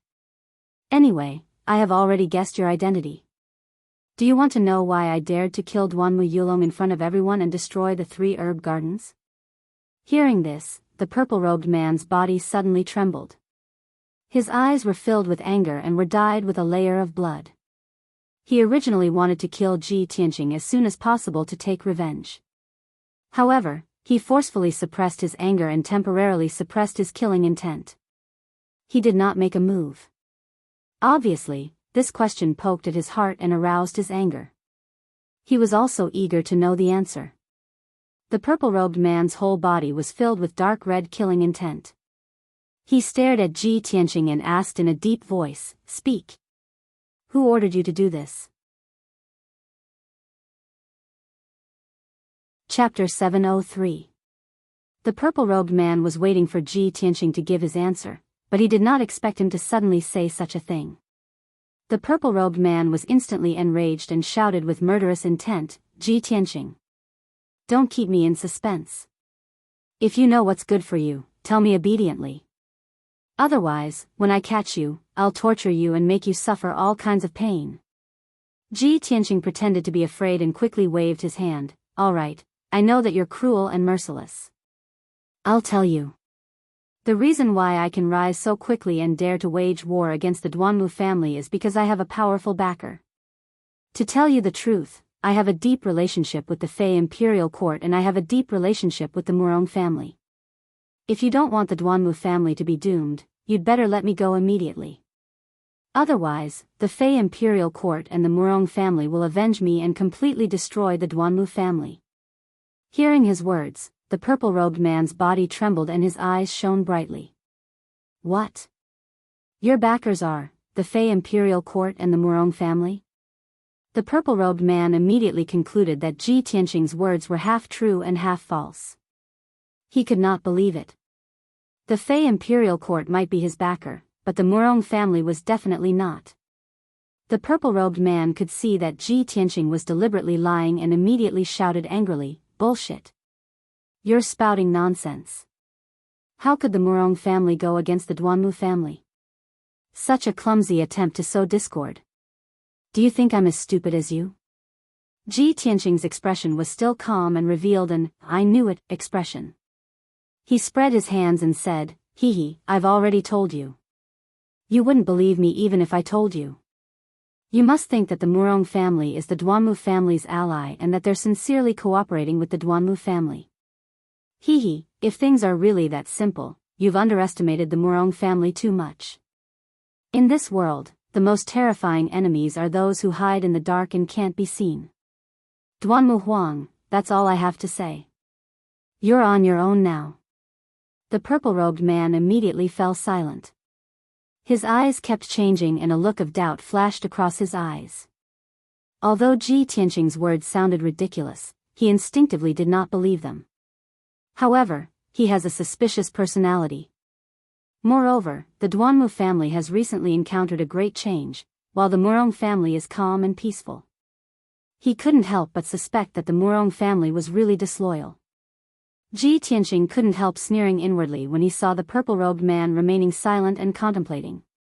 He, Duanmu Huang, that old fox, even if he doesn't believe my words, he will definitely be suspicious and guard against the Murong family. Humph. Do you think my words are half true and half false? It's all fake. At this moment, the purple-robed man came back to his senses and shouted coldly, Ji Tianqing, you little bastard, you're really treacherous. Do you think you can stall for time and wait for reinforcements to arrive? I definitely won't fall for it. I'll tear you to shreds right now. After saying that, the purple-robed man waved his palms and formed a mysterious seal. He displayed a mysterious and powerful soul secret technique. He used the secret technique to control the spiritual chi of heaven and earth and gathered the power of his soul territory. He immediately condensed 2 giant 5-colored dragons that were 1,000 meters long. Moreover, the 5 soul Dharma eyes also released a dazzling white light, which condensed into 9 white light pillars. Heaven and Earth Tyrant Dragon. The purple-robed man shouted and waved his palms with all his might towards Ji Tianqing. Instantly, the 2 enormous 5-colored divine dragons, together with the 9 white light pillars, bombarded Ji Tianqing from all directions. Roar! The 2 5-colored dragons let out a resounding dragon roar. They bared their fangs and brandished their claws as they attacked, bursting forth with a destructive aura. The 9 white light pillars were as fast as the aurora. They instantly cut across 10 miles of the sky and arrived in front of Ji Tianqing. Despicable old thing, you can actually see that I'm deliberately stalling for time. Ji Tianqing's expression changed and he entered the seal of mountains and rivers without hesitation. At the same time, the 2 5-colored dragons that could destroy heaven and earth hit the seal of mountains and rivers hard. Then, the 9 white light pillars that contained terrifying soul strength also hit the seal of mountains and rivers. Bang, bang, bang. An earth-shattering explosion resounded through the sky, shaking the heavens and earth for hundreds of miles. The 2 5-colored dragons shattered on the spot, turning into light fragments that blotted out the sky and covered the entire divine soul domain. The 9 white light pillars also shattered, releasing terrifying soul strength that bombarded the seal of mountains and rivers. They wanted to kill Ji Tianqing through the seal of mountains and rivers. The soul strength was the most terrifying. It could penetrate iron walls and mountains and other objects to directly attack the soul of a person. Once Ji Tianqing's soul was destroyed, even if his physical body was unharmed, he would die instantly. However, when the emperor refined the seal of mountains and rivers, he set up a soul-level array restriction to block the soul strength attack of a soul-tempering elite. The powerful soul strength released by the 9 white light pillars was blocked and offset by the seal of mountains and rivers. It did not hurt Ji Tianqing. The seal of mountains and rivers was blown away on the spot and hit the 5-colored canopy hard, shaking the whole canopy. After a long time, the overwhelming 5-colored brilliance and the raging wind finally dissipated. The seal of mountains and rivers was still floating in the air and did not seem to have any scars or cracks. Ji Tianqing, who was hiding in the seal of mountains and rivers, was also not hurt. However, the power of the seal of mountains and rivers was greatly weakened and the golden light dimmed a lot. Ji Tianqing's expression became more and more serious. He murmured in a low voice, "It's the second move. The seal of mountains and rivers can help me block one more fatal attack, and then its power will be exhausted. No, I can't just sit here and wait for death. I have to find a way to escape." He made up his mind and immediately used his spiritual sense to control the seal of mountains and rivers to hit the 5-colored canopy not far away. Bang! The seal of mountains and rivers was as heavy as a mountain. When it hit the 5-colored canopy, there was a deafening loud noise. The entire sky began to shake violently, generating waves of ripples and creaking noises. However, the five-colored canopy was condensed by 5 soul dharma eyes after all, and its defensive power was terrifying. Even though the canopy was shaking, it was not broken and was still intact. The purple-robed man immediately showed a contemptuous look and sneered, "How ignorant you are. You are only at the sky origin stage. Even if you have a soul-level magic weapon, you can't exert much of its power. How dare you break my soul field?" Ji Tianqing kept silent, but in his mind, he was calling the sword soul, the burial of heaven, by means of soul strength. Burial of heaven. Think of a way. If we can't escape from this field, we will all be doomed. The sword soul, the burial of heaven, had been sleeping for several months. Now its strength had recovered a little. Its vigorous voice sounded in Ji Tianqing's mind soon. Only those at the soul refining stage can exert the full power of the seal of mountains and rivers and break this soul field. However, if I consume the power I have accumulated in recent months, I can give it a try. Hearing the answer from the burial of heaven, Ji Tianqing was relieved and said hurriedly, "Okay, let's try our best." After saying that, he flew out of the seal of mountains and rivers. Standing in the sky, he slowly raised his right palm. Chapter 704. Ji Tianqing roared as he unleashed all his strength, activating the black hole in his right palm. Suddenly, the black hole turned into a pitch-black vortex that blotted out the sky, and a gigantic sword shadow flew out from it. This pitch-black sword was none other than the heaven-span sword steel in Kenshin's tomb. The huge black sword exuded a cold and murderous aura as it pierced toward the 5-colored sky barrier with a mighty aura that could suppress everything. Ever since the Demon Emperor's appearance and the battle at the Sky Pillar sect, Ji Tianqing had never used the black hole in his right palm again, much less summoned the burial of heaven. Unless it was truly a matter of life and death, he would never have the burial of heaven take action. After all, the burial of heaven would be severely injured the moment it took action, and it would take a long time to recover. And this time, Ji Tianqing was being intercepted by the purple-robed man, and his life was on the line. Left with no choice, he could only use the heaven-span sword steel and use this trump card. Boom! In the blink of an eye, the giant sword slammed into the 5-colored sky barrier, causing a loud explosion that shook the heavens to erupt. The incomparably strong defense of the sky barrier was actually blasted open by the giant sword, and dense cracks began to appear on the barrier. At that moment, the world was filled with a bone-chilling sword chi that could destroy the world. Even though the purple-robed man was a soul-tempering cultivator, he was still intimidated by the terrifying sword intent and aura of the massive sword. Fear appeared in his eyes. What is that? How could it have such terrifying power and aura? He couldn't understand what this thing was that even a soul-tempering cultivator like him was afraid of.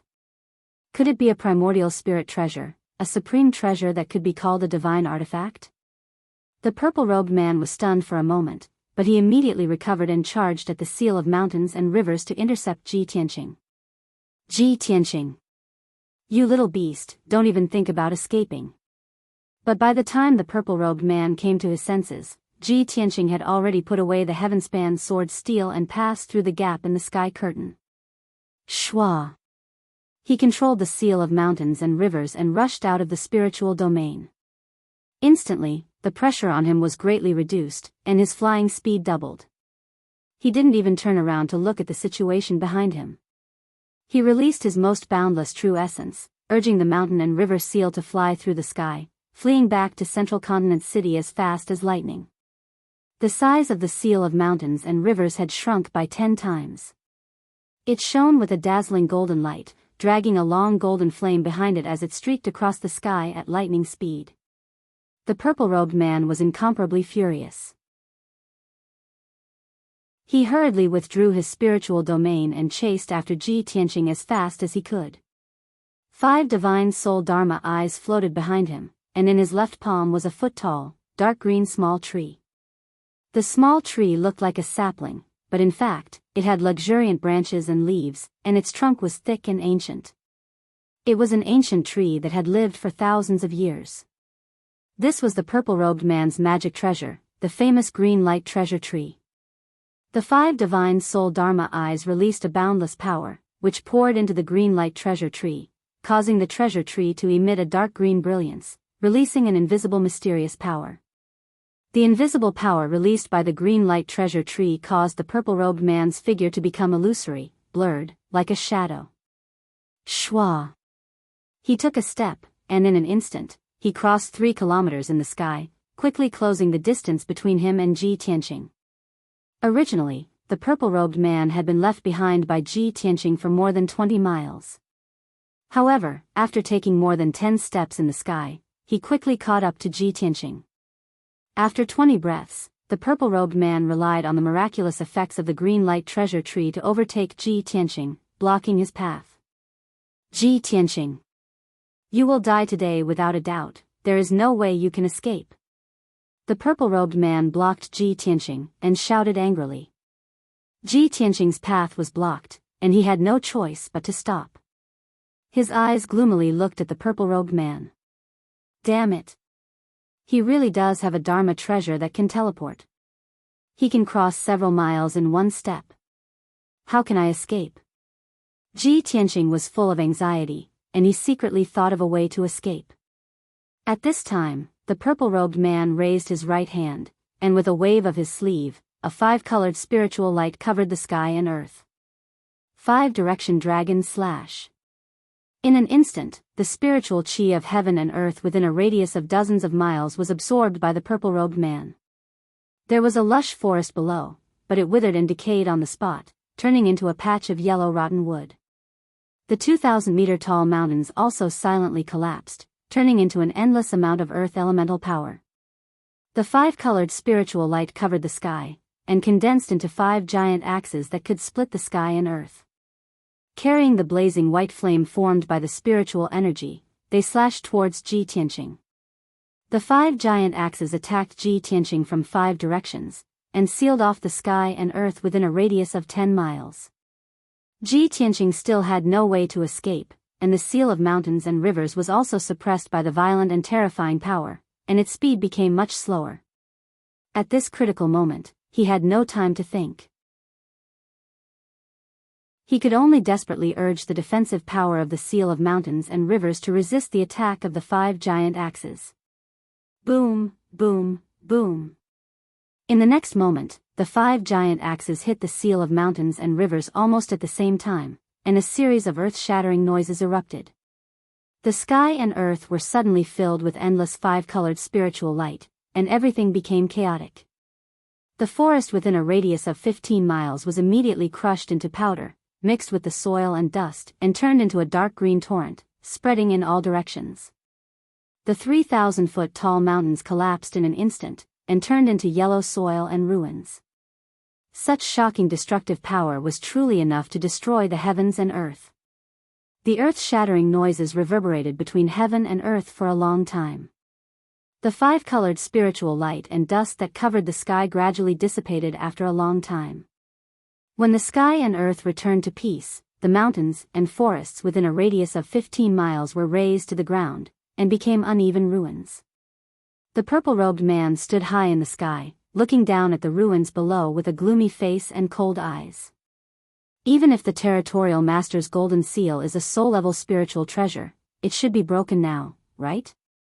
He murmured in a low voice, and used his spiritual eye to search the ruins below for traces of the territorial master's golden seal and Ji Tianqing. Soon, his spiritual eye saw that in the ruins 10 miles to the southwest, there was a mound of soil that moved a few times. The mound of soil that was hundreds of meters high collapsed with a crash, and a lot of soil splashed out.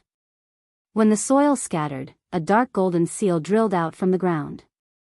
It was a golden seal with a radius of 3 meters, and it was the seal of mountains and rivers.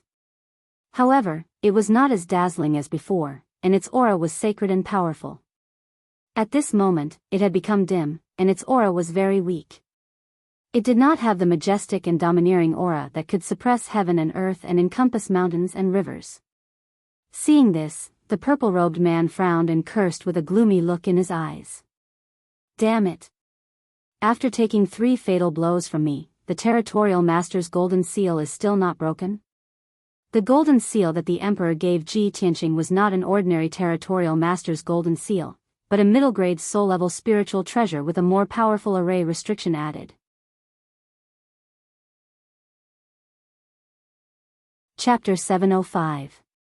The purple-robed man knew very well that an ordinary domain lord's golden seal was only an inferior-grade soul-grade dharma treasure. The golden seal represented the domain lord's identity, so it was even more symbolic. Its actual use was not very strong for a soul refinement realm cultivator. The purple-robed man was confident that he could shatter an ordinary golden seal within 3 moves. However, Ji Tianqing's seal of mountains and rivers was still intact after withstanding 3 fatal blows. The purple-robed man immediately concluded that this golden seal must be a middle-grade soul-grade dharma treasure. Moreover, the imperial emperor had set up a restriction array on the golden seal, so its defensive power was very strong and could save lives at critical moments. From this point alone, he could guess that the imperial emperor had taken special care of Ji Tianqing. This made him wonder if Ji Tianqing really had a close relationship with the imperial court. At this moment, the seal of mountains and rivers exploded with a golden light and flew into the sky towards the east. The purple-robed man frowned, and a cold light surged in his eyes.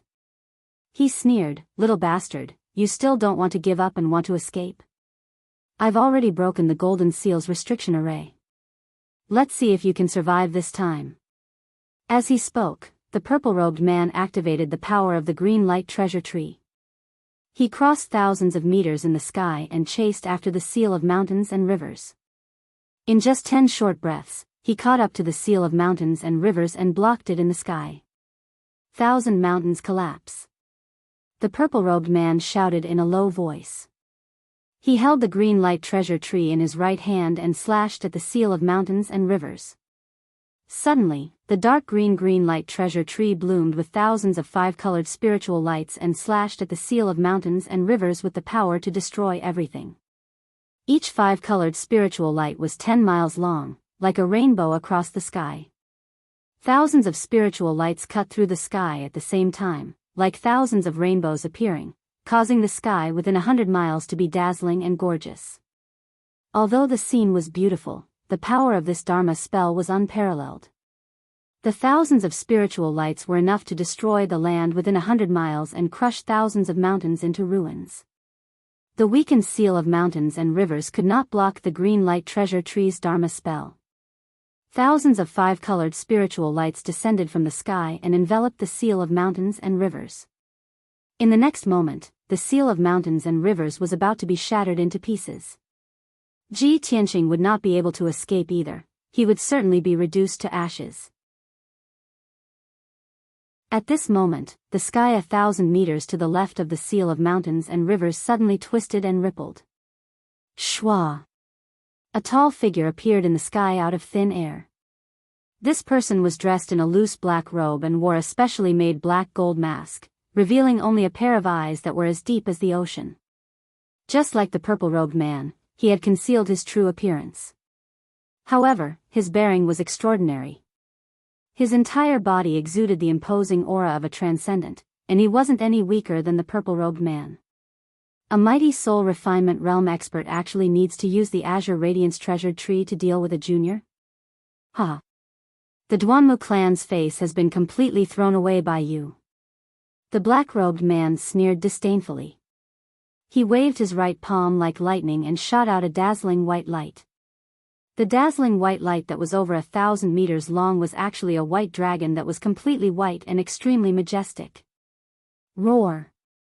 The holy and powerful white dragon instantly flew around the seal of mountains and rivers and circled around it, protecting the seal of mountains and rivers. When tens of thousands of 5-colored spiritual lights slashed down, the holy white dragon waved its 5 dragon claws and swept its huge dragon tail, shooting out a white light that covered the entire sky.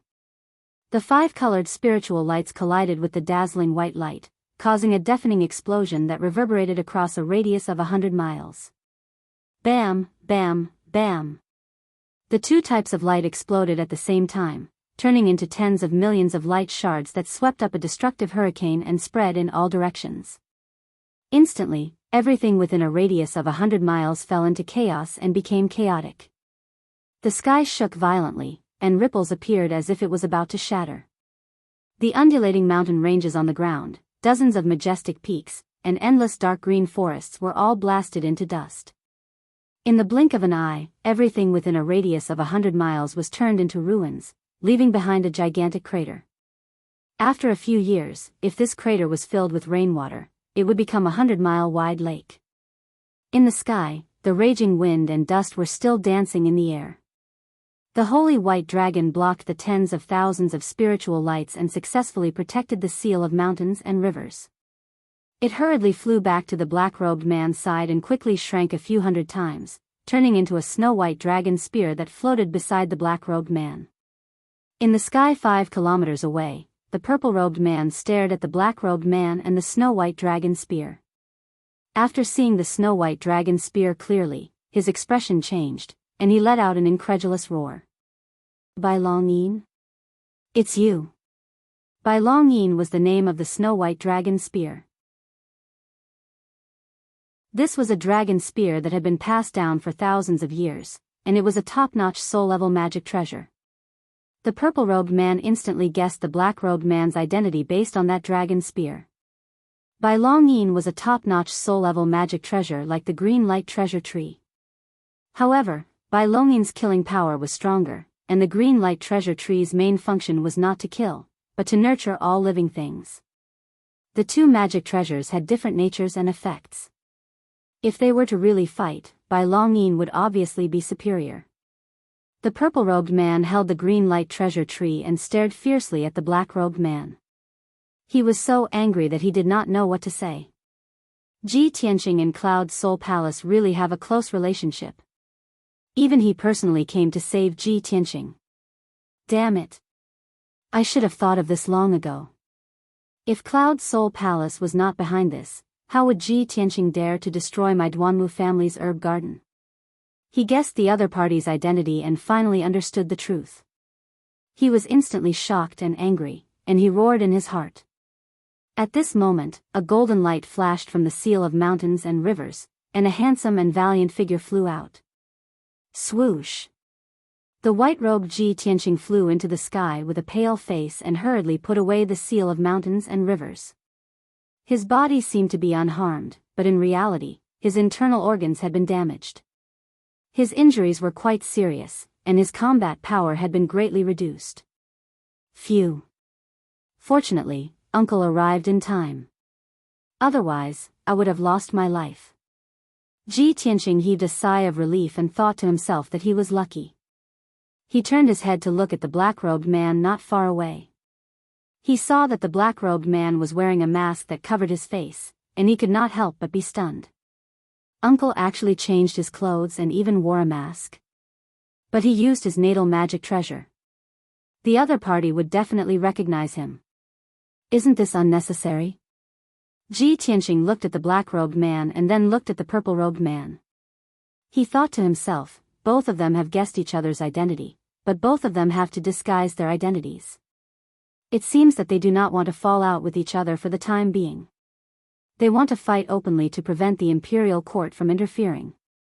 Thinking of this, Ji Tianqing understood the crux of the matter.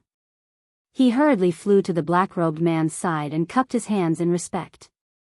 "Thank you for saving me, Senior." Chapter 706. This is not the place to talk. Let's leave this place first. The black-robed man's voice rang in Ji Tianqing's mind. After that, he looked at the purple-robed man 10 miles away and said in a confident and overbearing tone, "With me around, you can't hurt him. Leave quickly." The purple-robed man frowned fiercely and his eyes were as cold as ice. Although he knew what the other party said was right, he was not reconciled and was so angry that he almost went berserk. He held the green light treasure tree tightly and said in a cold tone, "I heard that you went into seclusion for 3 years and only came out 2 months ago. You've already mastered the Cloud Dragon's 6 transformations. I wonder if it's true." The black-robed man raised his eyebrows and sneered, "Haha, you're well informed. Looks like you won't give up if I don't let you see my divine skill." When his voice fell, he suddenly activated his divine skill and his whole body burst out with a powerful aura. Swoosh! A dazzling white light appeared and immediately condensed into 6 huge divine soul Dharma eyes behind him. The 6 divine soul Dharma eyes were arranged in 6 directions and slowly rotated, emitting a majestic aura, making him as mysterious and majestic as a god. When the purple-robed man saw the 6 divine soul Dharma eyes appear, his pupils shrank and he whispered to himself, as expected. I didn't expect you to break through to the 6th stage before me. The black-robed man sneered and said in a mocking tone, Now, do you still want to humiliate yourself? His strength was 1 stage higher than the purple-robed man and by no means killing power was stronger than the green light treasure tree. If the two of them fought, the purple-robed man would definitely be defeated.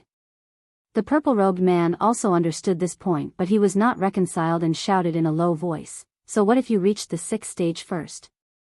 No one can stop me from killing Ji Tianqing. He roared and crazily activated his power. He used a secret method to absorb the spiritual energy of heaven and earth within 100 miles and poured it into the green light treasure tree. The green light treasure tree suddenly expanded and turned into a towering tree that was thousands of feet tall. It bloomed with colorful rays that covered the sky. Seeing this scene, the black-robed man's expression immediately changed, and his eyes darkened. He reached out to grab Ji Tianqing and put him into the black thumb ring on his left thumb. Ji Tianqing only saw a flash of brilliance in front of his eyes, and then he entered a space similar to a secret chamber. This was the internal space of a soul-grade magic treasure. There was also a similar space in the seal of mountains and rivers. The black-robed man did this to protect him from the aftermath of the battle. After all, the shockwaves from the battle between 2 spirit-refining stage cultivators could destroy the world. It was not something a divine origin stage cultivator could handle. After a few breaths, the purple-robed man pushed his power to the limit. He used both of his palms to cast a mysterious spell, controlling the towering tree to smash towards the black-robed man. Heaven-breaking divine light. Following his angry roar, the towering giant tree released more than 36,000 7-colored light pillars, like a rainbow cutting through the sky, slashing toward the black-robed man. The black-robed man's eyes were cold as he shouted in a deep voice, Since you insist on humiliating yourself, I'll fulfill your wish. As he spoke, he also used 100% of his power, using his left palm to cast a spell, using the power of the 6 divine soul Dharma eyes. He waved his right sleeve and released the white dragon's roar, which turned into a 1,000-feet-long divine dragon, fiercely attacking the green light treasure tree. Dragon battle in the star field. Following the black-robed man's angry roar, the 1,000-feet-long divine dragon soared into the sky, baring its fangs and brandishing its claws as it attacked the green light treasure tree. Bang, bang, bang. Boom. The sky full of white light and the 7-colored light pillars collided, creating a series of muffled sounds. Immediately after, the 1,000-feet-long divine dragon fiercely attacked the green light treasure tree, creating a loud explosion that shook the sky. Instantly, the area within a radius of 200 miles was shaken, and layers of ripples appeared in the sky. Heaven and earth were turbid, filled with 7-colored light, dazzling and dazzling. The destructive shockwaves spread out like ripples, immediately destroying everything within a radius of 100 miles. This area was already in ruins, and after being swept by the shockwaves of the battle, it suddenly became a 1,000-feet-deep abyss. The area within a radius of 100 miles was also affected. Countless cracks appeared on the ground, mountains collapsed, and large patches of forest were crushed into powder. What a heaven-destroying, earth-shattering showdown! In the turbid sky, the black-robed man still stood proudly, with the 6 divine soul Dharma eyes floating behind him, and the 1,000-feet-long divine dragon flying in the sky before him. However, the purple-robed man was blasted dozens of miles away, crashing heavily into the ruins below, creating a 1,000-meter-deep hole in the ground. The 1,000-feet-tall green light treasure tree also dimmed. Hundreds of pieces of paper were broken, and thousands of green leaves were scattered. After each millstone-sized leaf fell to the ground, it turned into a rich green with spiritual light, quickly dissolving and dissipating. The purple-robed man climbed out of the ruins in a sorry state, and used his power to shake off the dust on his body. His face was pale, and he panted. His eyes flashed with anger and grief, and his body surged with a dark red murderous aura. Seeing that many branches and leaves of the towering tree were broken, his heart ached. He wanted to tear the black-robed man and Ji Tianqing into pieces. However, he could only think about it. It was impossible for him to do it today. The black-robed man's strength was even stronger than before. If he continued to fight, he would definitely be injured today. When he thought of this, he suppressed the humiliation he felt and shouted coldly, "I will remember this. Just you wait. One day, I will flatten Cloud Spirit Palace." After saying this, the purple-robed man put away the green light treasure tree, crossed thousands of meters in the sky with a single step, and quickly teleported away. The black-robed man stood high in the sky, watching the purple-robed man's figure disappear, but he did not chase after him. He waved his hand, and the 1,000-feet-long divine dragon turned back into a snow-white dragon spear, shrank into a silver needle, and put it into his body. He withdrew his powerful aura, and the 6 divine soul dharma eyes behind him quickly disappeared. He turned back into an ordinary person. Of course, even if he did not use his magic power or release his aura, he still had the aura of a superior and the mysterious aura of a powerhouse. He reached out and took off the black gold mask, revealing a resolute, thin, and angular face. Without a doubt, he was the palace master of Cloud Spirit Palace, Yun Yao's father, Yun Zhongqi. Yun Zhongqi flicked his left hand, and a flash of white light appeared on his black thumb ring. Swoosh! Ji Tianqing flew out of the ring's internal space and appeared in the sky. He looked around and saw that the battle was over, and the purple-robed man had escaped far away. Only then did he bow to Yun Zhongqi. "Uncle Yun, thank you for saving my life." Yun Zhongqi raised his hand and gestured for him to rise. He said calmly, "You don't have to thank me. This was our agreement. However, you must be careful from now on. If there are no special circumstances, it is best not to leave the imperial residence. Duanmu Huang has gone crazy. He actually tried to kill you himself. I did not expect this."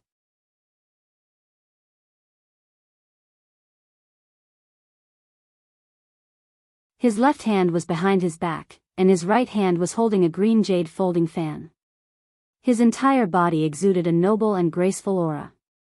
Without a doubt, this handsome man was precisely Murong Lingfeng. He looked calmly at Yunshao Palace. His gaze passed through the door and into the palace.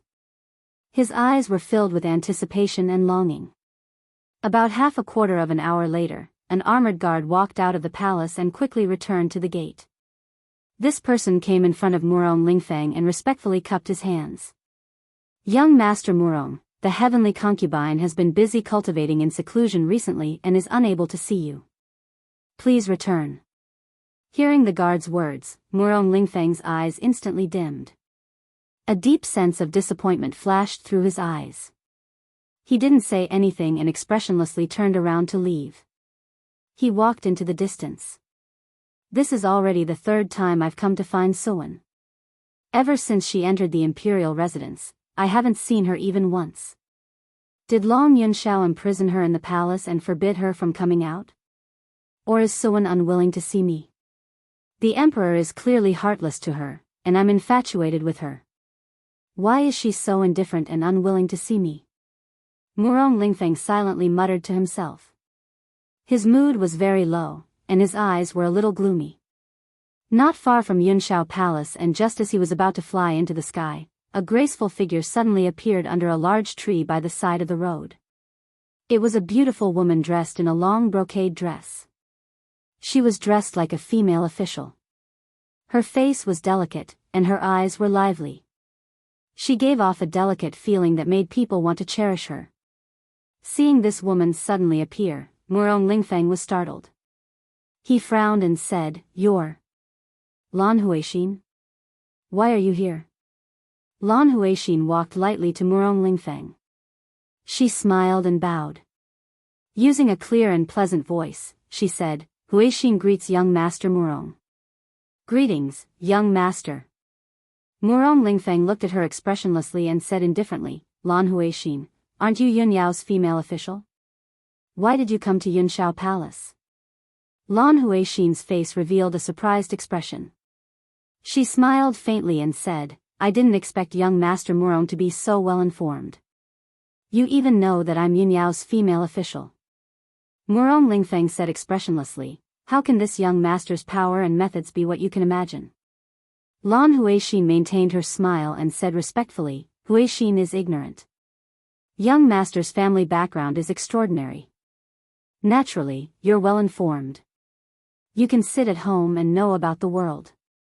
Murong Lingfeng frowned and looked at her. He said indifferently, you suddenly appeared and stopped me. What do you want to say? Lan Huixin's beautiful eyes turned. She said with a smile that wasn't a smile, young Master Murong often comes to Yunshao Palace. You're not here to visit the Emperor, right? If I'm not wrong, you must be worried about Heavenly Consort Suwen. You want to see her face and comfort your lovesickness, right? Unfortunately, Suwen is infatuated with the Emperor and has become the Imperial Court's Heavenly Consort. Why do you keep thinking about her?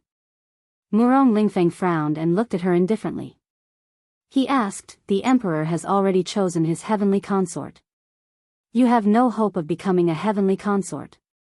Why do you want to stay by Yun Yao's side and be a lowly female official? You're wasting your youth and delaying your future cultivation. At this point, Lan Huixin revealed a helpless expression. She laughed bitterly and self-mockingly, hee, it seems that young master is the same as me. We're both people who have fallen from grace. Since that's the case, why don't we work together and achieve our wishes? You? Work together with this young master?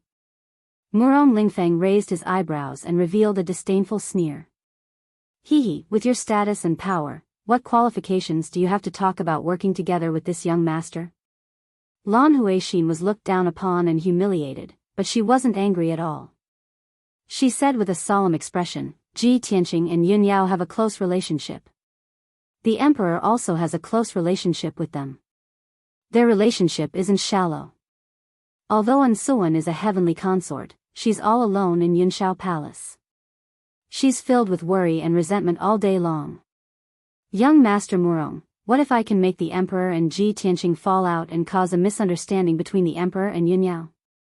Then Suwen will misunderstand the Emperor and be sad and disappointed?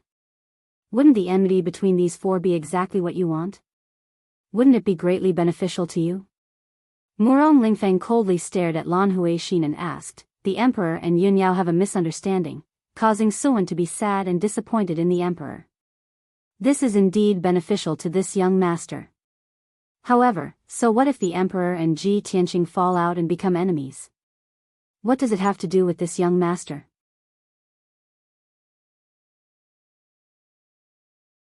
Chapter 708. Suddenly hearing Lan Huixin's words, Murong Lingfeng's expression changed and a cold glint flashed across his eyes. Whoosh! His figure flashed 10 steps away and instantly appeared in front of Lan Huixin. He reached out his left hand at lightning speed and grabbed her neck. You dare to spy on the Murong family's secret? Speak. What else do you know? Lan Huixin's neck was being choked by Murong Lingfeng's large hand. Her feet left the ground and her face turned pale as she struggled. However, she was only at the Yuandan stage. No matter how much she struggled, she could not escape from Murong Lingfeng's grasp. Her face was full of anxiety and her eyes were covered with a layer of mist. She looked very pitiful. Cough cough. Sir Murong. Please let me go. I definitely did not and would not dare to spy on the Murong family's secret. I only know that Ji Tianqing has many enemies and is the target of public criticism. You and the Duanmu family both want to get rid of him. Other than that, I really don't know anything else. Murong Lingfeng frowned and thought for a moment. He then looked at her with a cold smile and said in a deep voice, Lan Huixin, you're very smart. You know that you're weak and know how to take advantage of others. However, you don't have the right to work with me. As he spoke, a light flashed in Murong Lingfeng's right hand and a dark green pill the size of a broad bean appeared. He pinched the pill between his fingers and quickly shoved it into Lan Huixin's mouth. Lan Huixin immediately choked and coughed. She shook her head and struggled, wanting to spit out the pill. However, a green light gushed out from Murong Lingfeng's palm, wrapping around the dark green pill and entering her abdomen. In the blink of an eye, the pill's medicinal power was catalyzed and turned into a rich black medicinal power. It spread to Lan Huixin's limbs and bones and hid in her body. After doing all this, Murong Lingfeng released Lan Huixin and said with an icy expression, "Lan Huixin, don't try to show off your schemes in front of me.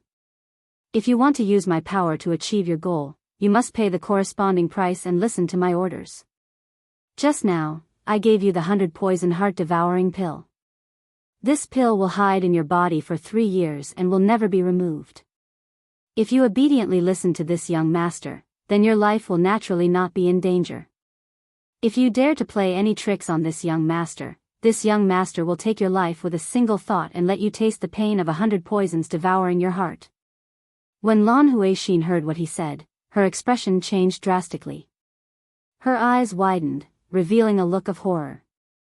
She had never thought that Murong Lingfeng, who had a gentle and graceful demeanor on the surface, would actually be so despicable, vicious, and unscrupulous.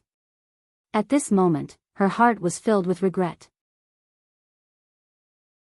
She hated herself for taking the initiative to look for Murong Lingfeng. In the end, she was a victim of her own cleverness. She was poisoned by Murong Lingfeng and could only listen to him. Now that things had come to this, it was too late for regrets. She truly wanted to cry but had no tears. When Ji Tianqing returned to the imperial residence, it was already evening. When he returned to Tianqing Palace, he hurriedly took out some healing pills and meditated in his room, silently treating his injuries. 2 hours later, a guard came to report that Yunyao had come to Tianqing Palace to look for him and was waiting in the study room. When Ji Tianqing heard the news, he hurriedly ended his meditation and rushed to the study room. He had just entered the study room when he saw Yunyao standing in front of the window. Her expression was grave and her eyes contained a hint of worry. "Yao Yao, you're here." Ji Tianqing walked into the study room and greeted Yunyao. Yunyao immediately returned to her senses and turned to look at him. She asked in a concerned tone, "Tianqing, how are your injuries? Are they serious? Just now, I heard from the guard that when you returned to Tianqing Palace, your complexion was very bad. You seem to be seriously injured. What exactly happened?" As she spoke, she walked in front of Ji Tianqing and carefully sized him up. Ji Tianqing smiled and shook his head. He pulled her to sit down on a chair and comforted her. "Yao Yao, don't worry. My injuries aren't serious. I'll be able to recover after half a month of secluded cultivation. In the past 2 days, Yan Er's third imperial uncle has come to Central State City and is looking for Huiyan everywhere." Ji Tianqing explained to Yunyao what had happened today, including Huiyan's identity and experience, as well as the Duanmu Huang's attack on him. Yunyao was not interested in Huiyan's identity and background. She was only worried about Ji Tianqing's safety. When she heard that the Duanmu Huang had personally attacked Ji Tianqing, she couldn't help but break out in cold sweat. She was extremely worried. When she heard that her father, Yun Zhongqi, had arrived in time and luckily saved Ji Tianqing's life, she finally let out a sigh of relief. After a while, when Ji Tianqing finished explaining the entire matter, she hurriedly warned him, "Tianqing, the Duanmu Huang has been forced into a desperate situation by you. The Duanmu Huang actually personally attacked you. Fortunately, you issued the auspicious cloud token in time, so my father was able to save you in time. If my father had arrived a moment later, I really don't know how terrible the consequences would have been. You must be extra careful in the future. You can't leave the monarch palace so easily anymore." In order to not let Yunyao worry, Ji Tianqing naturally nodded and agreed. Yao Yao, don't worry. I won't give the Duanmu Huang a chance to assassinate me again. Moreover, I've been seriously injured this time. I'll need to go into secluded cultivation for at least half a month to recover. Yunyao asked a few more questions and gave a few words of concern before she finally felt relieved. Tianxing, you're injured now, so I won't take up any more of your time. You can go into secluded cultivation to recover. If there's anything urgent, I'll come and find you again. After saying that, Yunyao got up and took her leave, leaving Tianxing Palace. After she left, Ji Tianxing also returned to his residence and went into secluded cultivation to recover. After an hour, Yunyao returned to her own cave residence. She had just returned to the sleeping quarters of her residence when a graceful figure quickly walked into the sleeping quarters. This person was her female official, Lan Huixin. She came in front of her and bowed, reporting, "Big Sister Yun, you haven't been in the palace for the past 2 days. The emperor has come to look for you several times. Every time you weren't around, this servant would send the emperor away. However, this servant saw that the emperor's expression was strange. He must have something urgent to look for you, so this servant specially came to inform you." After listening to Lan Huixin's report, Yunyao immediately frowned as a trace of doubt flashed across her eyes. Long Yunxiao came to look for me several times? What's so important about him? Could it be about Tianxing and the Duanmu family? This thought flashed across Yunyao's mind, and she immediately had an idea. "Okay, I got it. You can leave." She calmly waved her hand, indicating for Lan Huixin to leave. After Lan Huixin left the sleeping quarters, she got up and left Yunyao Palace, rushing to the emperor's cave residence, Yunxiao Palace. Lan Huixin had been hiding outside the palace, secretly watching Yunyao. Seeing that she was rushing to Yunxiao Palace, a trace of a cold smile flashed across her eyes. She hurriedly took out a note that she had written long ago, tied it to the leg of a messenger spirit bird, and released the spirit bird.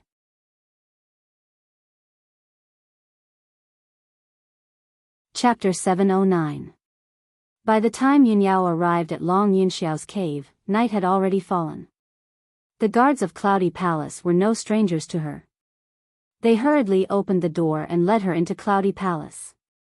A few minutes later, the guards led her to the reception hall and had her sit down to drink tea while waiting. They then went to report the news to Long Yunxiao. At the same time, the rainbow spirit bird also arrived at Cloudy Palace and flew into a deep palace in the depths of the palace. This magnificent palace was heavenly consort and Suwen's bedroom. And Suwen was wearing a long brocade dress and a jade phoenix coronet on her head. Her hair was tied up in a bun with a golden hairpin. She was sitting in front of the window. Although she was dressed in splendid attire and looked graceful and luxurious, her eyes were staring blankly at the night sky outside the window. Deep resentment was hidden in the depths of her eyes. Whoosh! At this time, the rainbow spirit bird descended from the sky and landed in front of the window. And Suwen was startled awake. She stared at the messenger bird for a moment, then took a small piece of paper from the bird's leg. There were only 2 short sentences on the paper.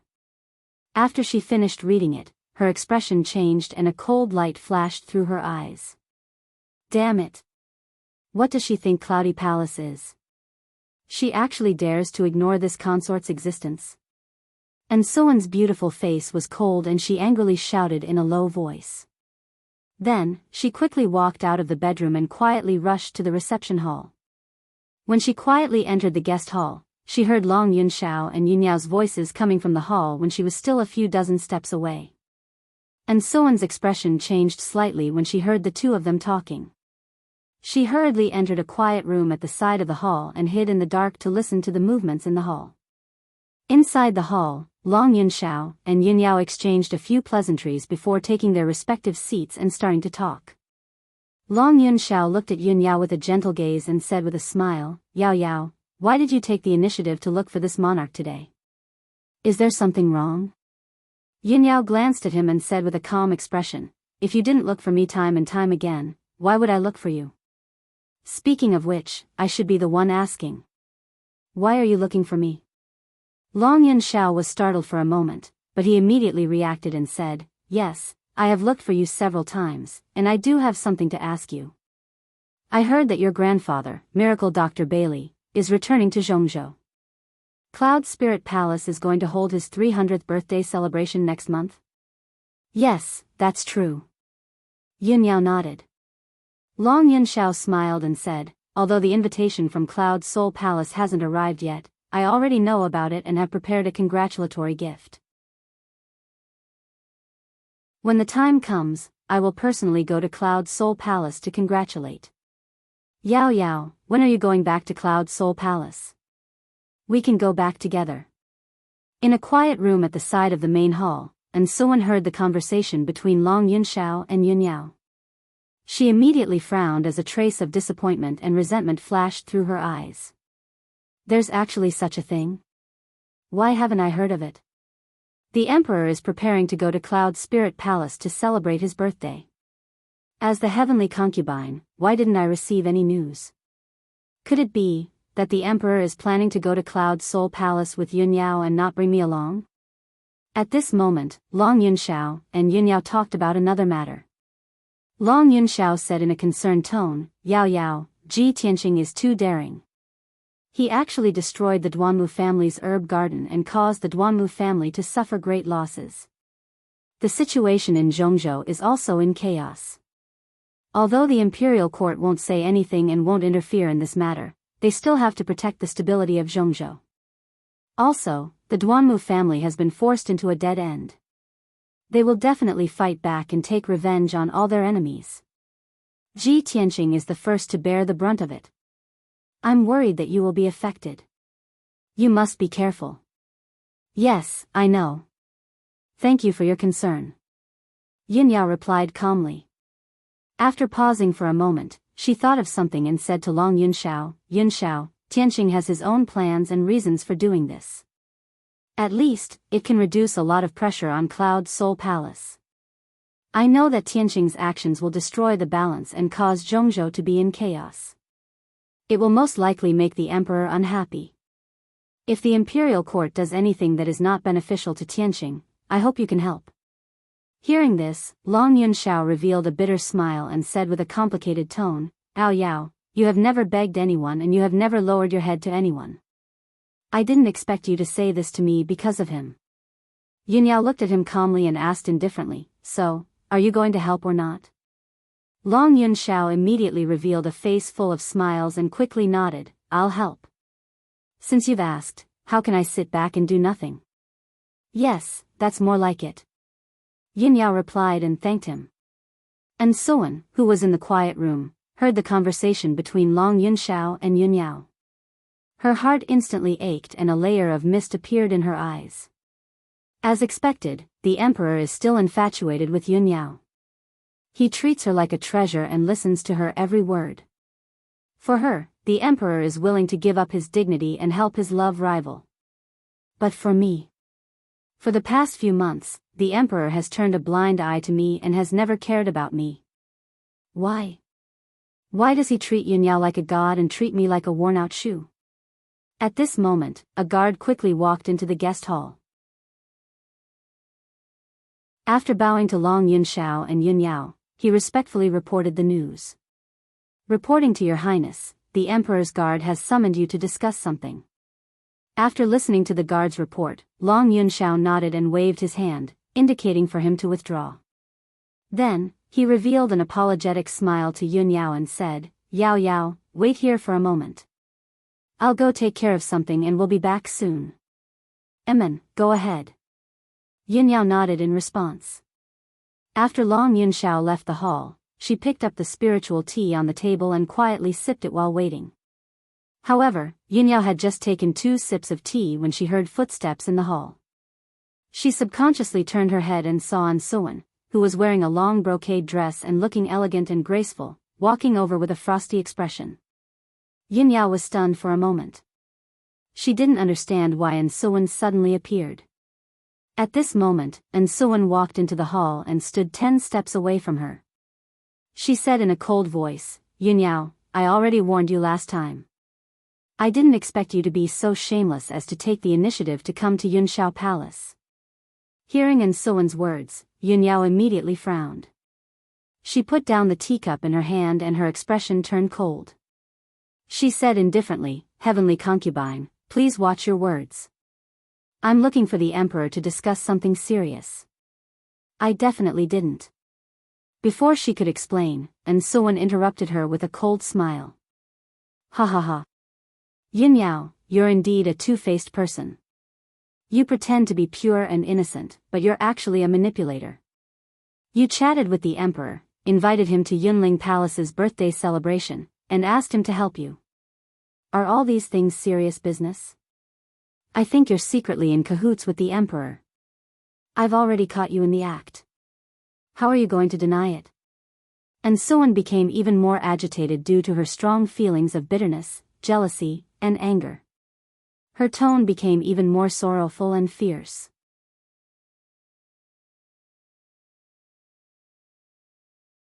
Chapter 7:10. The House of Red Sleeves was a rather elegant way of putting it.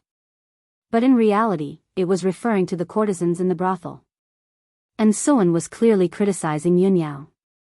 She pretended to be pure on the surface, but in reality, she was secretly seducing Long Yunxiao like a courtesan. How could Yunyao endure such humiliation?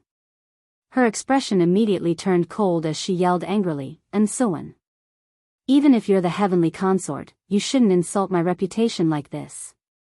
As she spoke, she raised her hand and slapped Soan. And Soan couldn't dodge in time and was slapped across the face by Yunyao. Slap. And Soan's face turned pale from the slap and she staggered back 2 steps. She instinctively covered her face and glared at Yunyao in disbelief. She yelled angrily, "You dare hit me? I'm the mistress of Yunxiao Palace. Yunyao, how dare you attack the heavenly consort?" And Soan was shocked and furious. She yelled angrily, "Guards! Take down this insolent person. Today, I'll let her know who's the mistress of Yunxiao Palace and who's the heavenly consort." Following Soan's order, the 2 guards guarding the entrance immediately rushed into the main hall to capture Yunyao. Yunyao was also filled with anger after being humiliated by Soan for no reason. She was truly furious. When she saw the 2 guards pouncing over, her expression instantly turned cold. Her eyes were sharp as she yelled, "Let's see who dares to touch me." She had a noble and otherworldly aura to begin with. Now that she yelled angrily, her aura was naturally dignified and awe-inspiring. The 2 guards knew her identity and didn't dare to make a move. After exchanging glances with each other, the 2 of them retreated to the corner of the hall. And Soan flew into a rage when she saw this. She reprimanded them fiercely, "Bastards! You dare to disobey my orders?" The 2 guards looked troubled. They didn't dare to capture Yunyao, but they couldn't explain themselves either. The 2 of them could only lower their heads and pretend that nothing had happened. Yunyao glared at Soan and said coldly, "Soan, don't go overboard.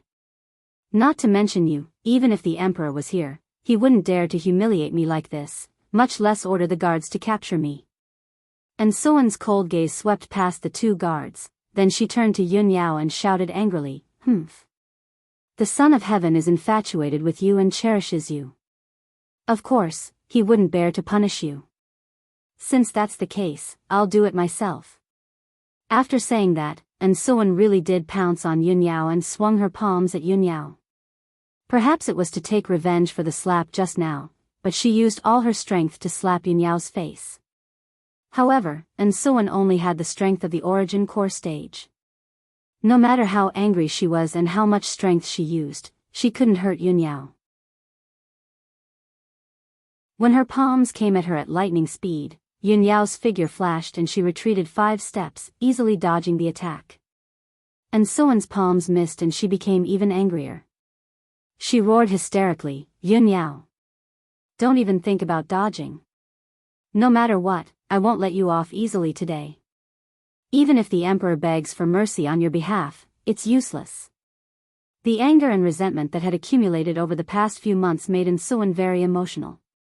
She was filled with grief and indignation, and tears welled up in her eyes. She let out a low growl and pounced towards Yunyao again, this time with an even faster speed. She spread her fingers and grabbed at Yunyao like an eagle's claws, vowing to capture Yunyao on the spot. Yunyao had the strength of the divine origin stage and could instinctively repel Soan with a casual move. However, this was Yunxiao Palace, and An-Suan was a heavenly consort. If she really fought back and injured An-Suan, it would definitely deepen the misunderstanding and hurt the imperial court's reputation. Therefore, she could only hurriedly dodge and couldn't fight back. Otherwise, it would only make things worse. When An-Suan pounced on her relentlessly, she moved nimbly and her figure flashed again and again, constantly dodging An-Suan's attacks. An-Suan was determined to capture her. She chased after her endlessly in the main hall and tangled with her. Soon, 20 breaths of time passed. An-Suan pounced on Yunyao more than 10 times, but she still couldn't catch her. She couldn't even touch the corner of Yunyao's clothes. Deep grief and humiliation made her more and more irritable. She finally lost her patience. Demons sealing divine palm. An-Suan shouted in a cold voice. She finally used all of her strength and used the An family's secret palm technique. Her palms immediately became dazzling and released a dark green spirit light, bursting with an incomparably powerful aura. She condensed 2 palms the size of millstones in her hands and grabbed at Yunyao from both sides. Yunyao's slender figure was immediately engulfed by the 2 giant palms of light. She was about to be captured. At this critical moment, Yunyao was still calm and composed. She didn't care about An-Suan's secret palm technique at all. She was about to use her movement technique to dodge when an angry shout suddenly came from the main hall's entrance. "Stop! What are you doing?" It was Long Yunxiao's voice. His tone was angry, anxious, and also contained a hint of worry. When his voice rang out, his entire body turned into a 5-colored spirit light and streaked across the main hall like lightning. He rushed between Yunyao and An-Suan. Although, he still didn't know what was going on.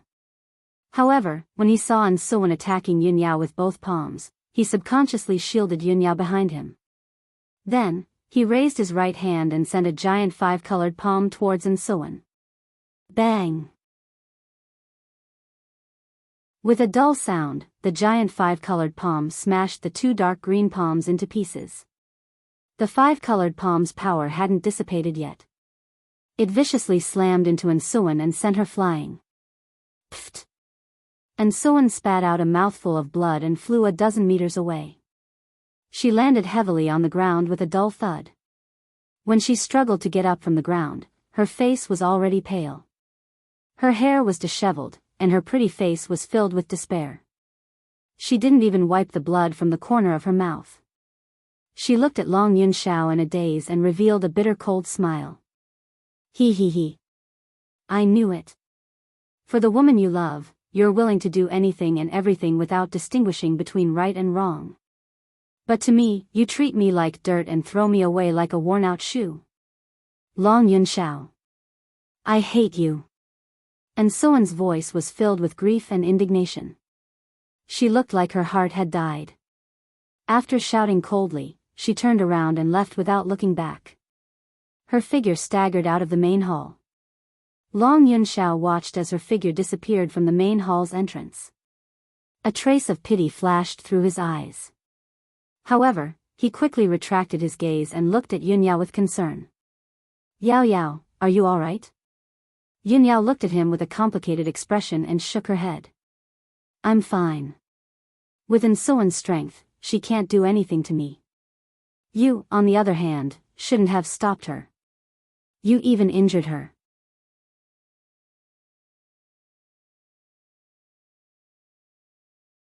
Chapter 7:11. Yunyao understood An-Suan's feelings, and she also knew the reason behind it. Although she was furious, she didn't want to hurt An-Suan. In her eyes, An-Suan was also a pitiful person. Moreover, she and the emperor were originally innocent and didn't have any entanglements. But she didn't expect things to develop to this point. It really couldn't be cut, and things were getting messier and messier.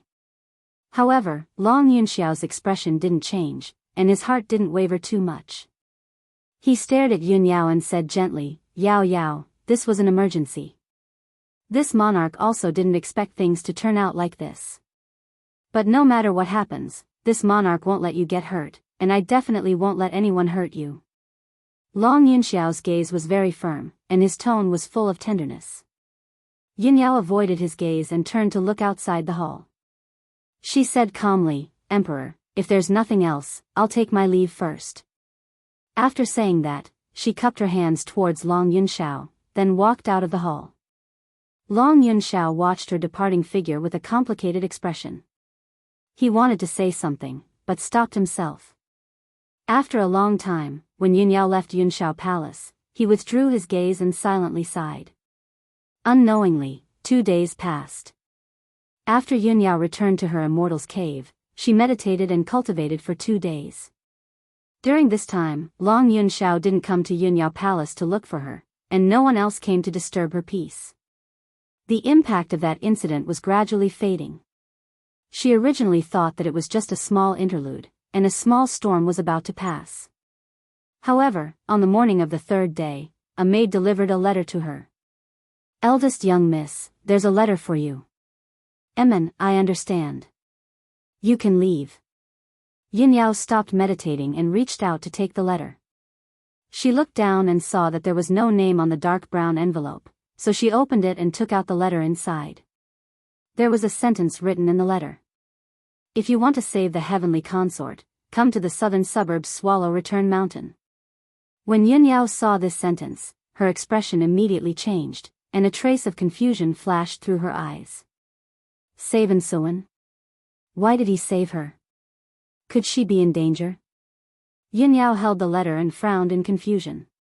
After a moment of hesitation, she put the letter back into the envelope and got up to leave Yunyao Palace. She flew into the sky and rushed towards Cloud Palace as fast as lightning. She wanted to find Long Yunxiao and ask him what had happened. An hour later, Yunyao landed outside the gate of Yunxiao Palace. Shua! The guard at the door saw her hurrying over and hurriedly led her into the guest hall of Yunxiao Palace. Not long after, Long Yunxiao heard the news and rushed to the main hall. "Yao Yao, why have you come to find me?" Yunyao looked at him and asked solemnly, "Emperor, is the heavenly consort in Yunxiao Palace?" Long Yunxiao shook his head and said with a complicated tone, "Ever since that incident, the heavenly consort left Yunxiao Palace and left the monarch's residence. I've already sent people to look for her, but there's been no news."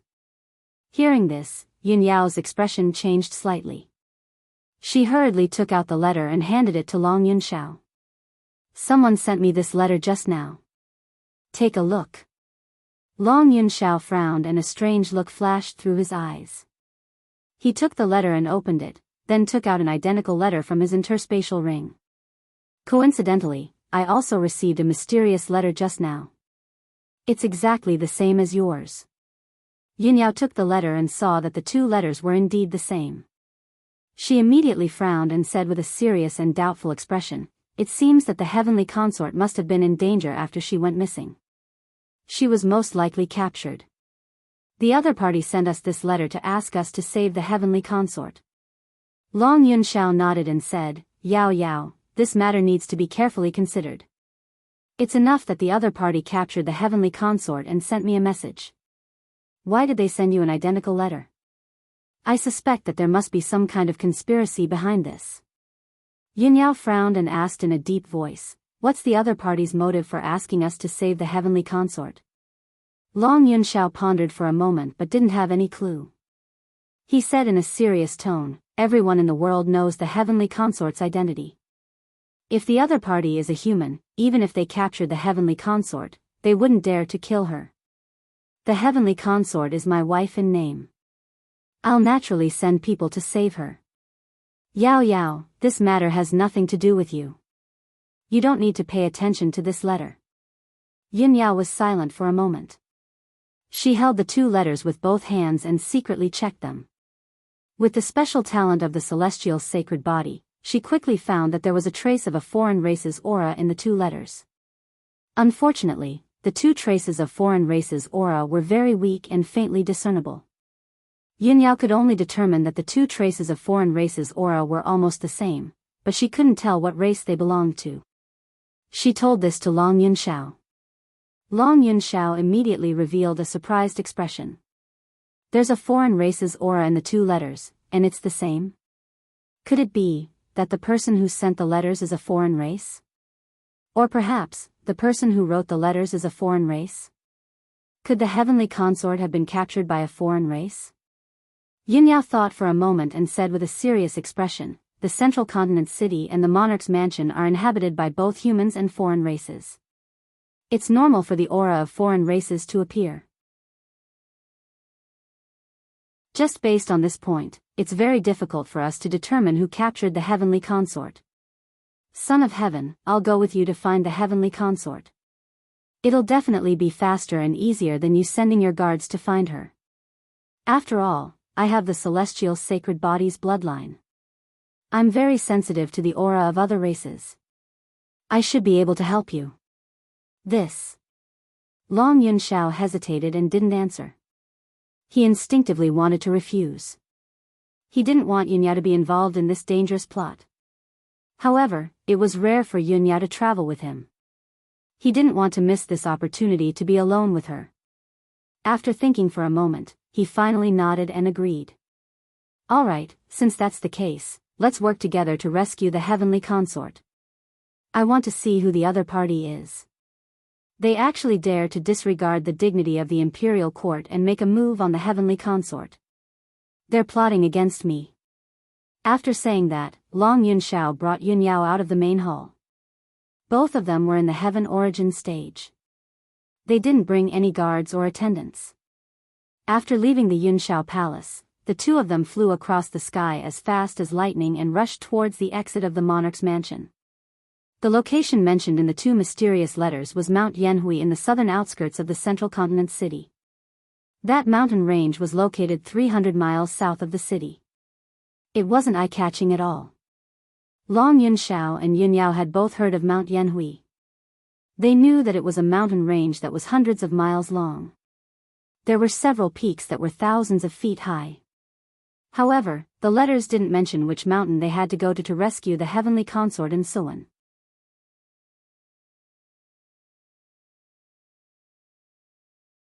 Chapter 7:12. When the sun was high up in the sky, Long Yunxiao and Yunyao entered the depths of the mountains in the southern suburbs and arrived at Swallow Return Mountain. Looking down from high up in the sky, they saw towering mountain ranges stretching out in all directions. Towering dark green peaks were located in each mountain range, exuding an ancient and majestic aura. The two of them stood in the sky above Swallow Return Mountain and looked down at the three peaks below. The three mountain peaks were all thousands of feet tall, and they all looked the same. There was nothing special about them. Yunyao secretly circulated her energy and used her celestial sacred physique bloodline to detect the aura of the foreign races.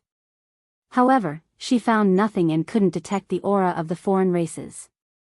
Long Yunxiao's eyesight was very keen and he immediately saw the clues. Yao Yao, look. There are many cracks in Swallow Return Mountain and a large part of the forest has been destroyed. There are still many pits left.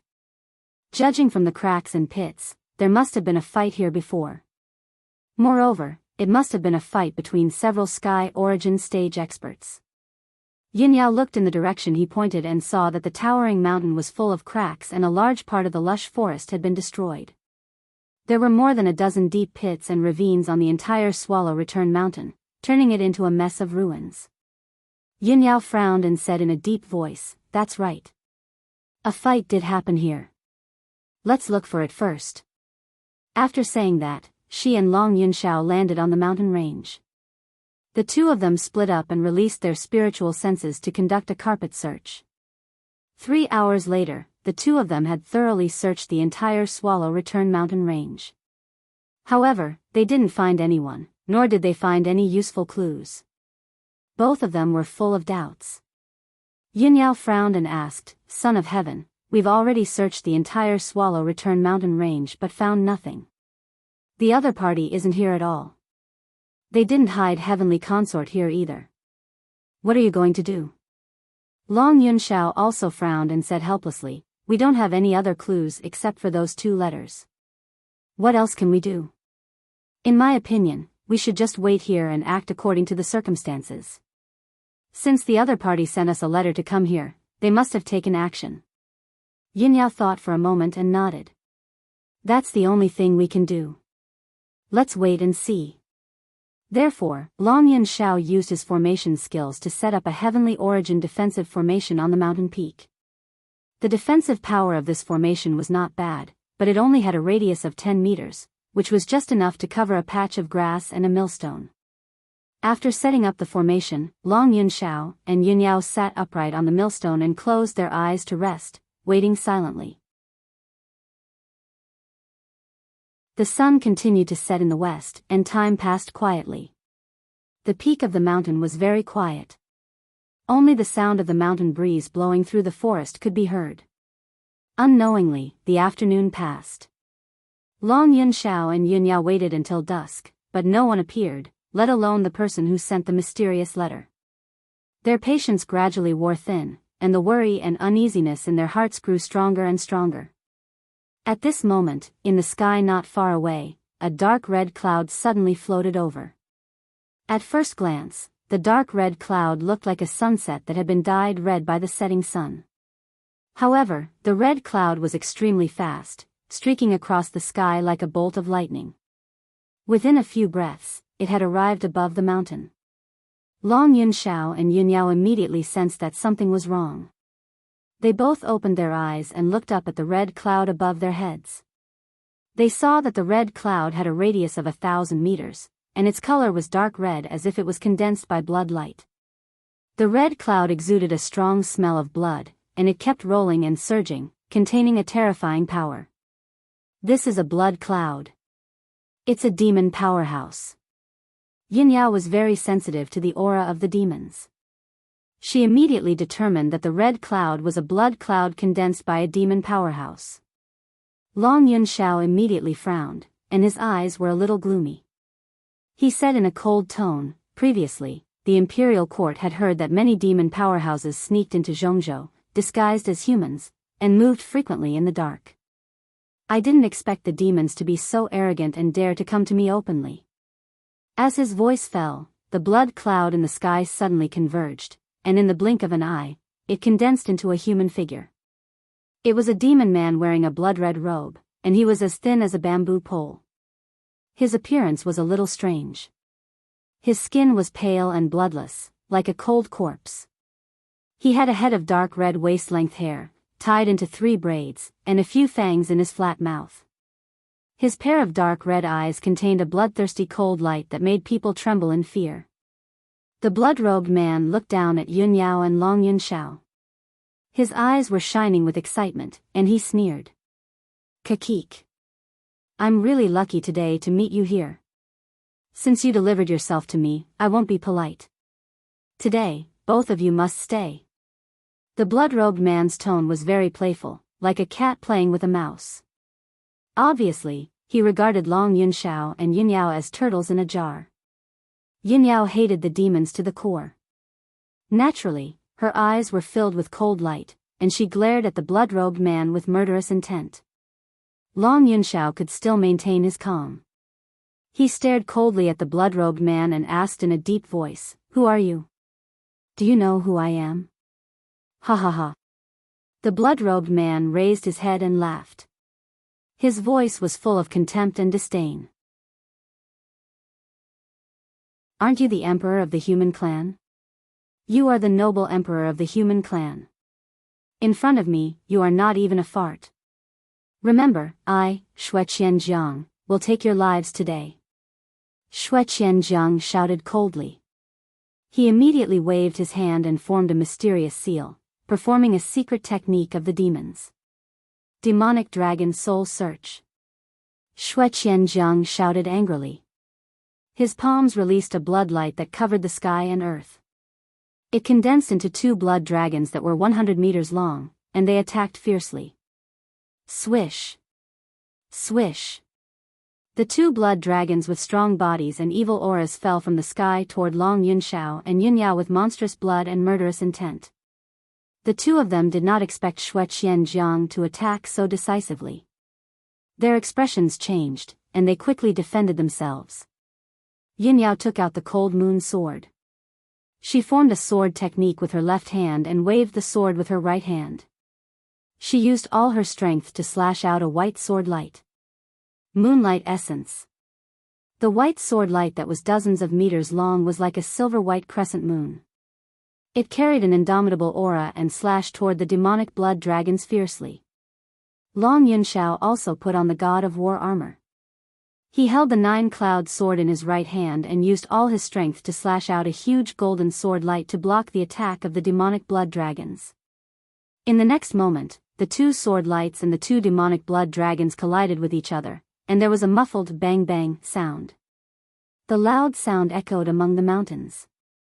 The dazzling golden light, silver light, and blood-red light lit up the dark sky for dozens of miles. The violent and raging energy rolled up a shocking hurricane and spread out in all directions. Immediately, the lush forest around the mountain peaks suffered a calamity and was immediately crushed into fine powder.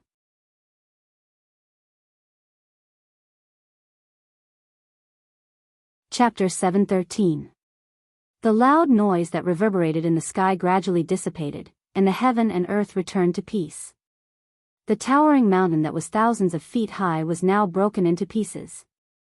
The defensive array that Long Yunxiao had set up had been shattered by the two blood demon dragons. He and Yunyao stood in the sky, facing Xue Qianjiang from thousands of meters away. Their faces were a little embarrassed, and they looked at Xue Qianjiang with vigilance and fear. Long Yunxiao was wearing the god of war armor, and his whole body was emitting a strong fighting spirit. He didn't seem to be injured, but his breath was a little disordered. Apparently, he was injured. He used his spiritual sense to tell Yunyao, "Yao Yao, you have to be careful. This demon is at least at Sky Origin Stage 6. Yunyao nodded and replied, "Yes, I'm afraid we are not his match. We shouldn't be entangled with him." Long Yunxiao agreed and said in a low voice, "Let's think of a way to get rid of him. Our top priority is to find the Heavenly Lady as soon as possible." The two of them had tested Xue Qianjiang's strength with one move, and they already had the intention to retreat. At this moment, Xue Qianjiang looked at them with a mocking look and sneered, "Don't struggle. You have no chance to escape from me." As he spoke, his figure flashed and turned into a blood light, rushing toward Yunyao. Sky blood flowing light. A blood light that was hundreds of meters long, like a giant blade that could split heaven and earth, chopped toward Yunyao's head. Xue Qianjiang obviously knew that Yunyao was the weaker one among the two of them, so he attacked Yunyao first. The dark red giant blade cut through the sky faster than lightning, and instantly chopped toward Yunyao's head. Yunyao's face changed, and she subconsciously wanted to retreat. However, the giant blade released a boundless invisible power, which had already sealed the space within thousands of meters. She felt like she was in a quagmire, and no matter how hard she struggled, she couldn't escape from the suppression of the invisible power. Her speed was as slow as a snail. She couldn't escape from the giant blade and was about to be hit. At this critical moment, she didn't hesitate to wave the cold moon sword and perform her unique sword art. River of Stars. The cold moon treasured sword emitted starlight that filled the sky. It was as if hundreds of thousands of bright stars had gathered to form a dazzling galaxy. Not only was the river of stars dazzling and gorgeous, but it also contained a mysterious and vast power as it rushed toward the blood-red light. Boom! The dazzling galaxy collided with the blood-red heaven-splitting blade, resulting in an earth-shattering explosion. The Milky Way was instantly cut into pieces by the giant blood-red blade. It was fragmented and turned into billions of specks of starlight that scattered in the sky. Yunyao was also sent flying back. She drew an arc in the sky and fell 1,000 meters away. While she was still in midair, she had already spat out a mouthful of blood, and her beautiful face became as white as snow. However, the blood-red blade hadn't dissipated yet, and its power hadn't decreased in the slightest. It continued to attack her. At this moment, Long Yunxiao finally arrived. Shua! Seeing that Yunyao was injured, he was extremely worried and angry. He unleashed all his potential, and his body turned into a golden ray of light as he rushed to Yunyao's side with all his might. When the giant blood-red blade slashed down from the sky, he desperately rushed towards the giant blade, wanting to help Yunyao block this fatal blow. Celestial body protection. Long Yunxiao shouted angrily. The vital essence in his body surged out like a flood and condensed into a 5-colored wall in front of him. This wall of spiritual light was 10 meters in length and width. It seemed to be only half a foot thick, but it was harder than any steel wall. Its defensive power was extremely strong. In the next moment, the blood-red blade slashed the celestial body protection, resulting in a deafening explosion. Kaboom! The 5-colored celestial body protection was smashed into pieces by the blood-red blade. It exploded into millions of spiritual light fragments and splashed in all directions. Long Yunxiao was also sent flying. He rolled and smashed into the mountains below. With a loud plop, a huge pit with a radius of 1,000 meters was smashed into the lush mountains. Several ravines were formed. Long Yunxiao was lying at the bottom of the pit. He was buried by dust and gravel, and he looked quite miserable. The war god armor that he was wearing dimmed a lot, and its power was greatly weakened. On the left side of his chest, there was a dent that was as long as a chopstick. Although his injuries weren't serious, he struggled to climb out of the ruins and flapped his wings to fly high into the sky. But the blood-red blade had already dissipated and turned back into Shui Qianzhang's appearance. He was rushing towards Yunyao at lightning speed. Sky-capturing demon palm. Shui Qianzhang rushed in front of Yunyao in the blink of an eye. He waved his hand and formed a giant demon palm that grabbed towards Yunyao. Yunyao was injured just now. Her face was as pale as paper, and her breathing was chaotic and weak. Seeing the sky-capturing demon palm that covered the sky, she could only desperately wave the cold moon sword and use all her strength to block it. Moonlight essence. She waved her sword and slashed out a moonlight sword light, but it was immediately crushed by the sky-capturing demon palm and turned into moonlight. In the next moment, the sky-capturing demon palm grabbed her head and held her firmly in the palm. No matter how she struggled, even if she used all her potential, she couldn't escape from the demon palm. Swoosh! The sky-capturing demon palm grabbed Yunyao and flew back to Shui Qianzhang. Shui Qianzhang suddenly revealed a proud expression and sneered, "Ha ha ha. I have been watching you for a long time. Don't even think about escaping from me." Long Yunxiao saw Yunyao being captured with his own eyes. He was so angry that his eyes almost popped out. He recklessly waved his sword and attacked Shui Qianzhang. Shui Qianzhang! You ugly and lowly devil, release her for this monarch. Seeing Yunyao seriously injured and trapped in the demon palm, he was so sad and anxious that his eyes turned red. If he could choose, he would rather be captured by the demon palm than see Yunyao injured. However, Shui Qianzhang squinted at him and sneered contemptuously, "A mantis trying to stop a chariot. Don't overestimate yourself." As he spoke, he waved his sleeves and unleashed an earth-shattering blood light towards Long Yunxiao. That earth-shattering blood light immediately turned into a 100-meter-long blood light sword and fiercely stabbed towards Long Yunxiao. Long Yunxiao quickly waved the 9-cloud sword and dragon teeth blade and unleashed an earth-shattering sword light and saber light to meet the blood light sword. Bang bang! 2 deafening sounds burst out, and the saber light and sword light exploded at the same time. Long Yunxiao was once again sent flying by the blood light sword and smashed into the mountain below. The mountain that was already full of cracks was smashed into a huge deep pit, and dust and stone fragments splashed everywhere. Long Yunxiao's internal organs were seriously injured, and blood immediately flowed out from his mouth and nose.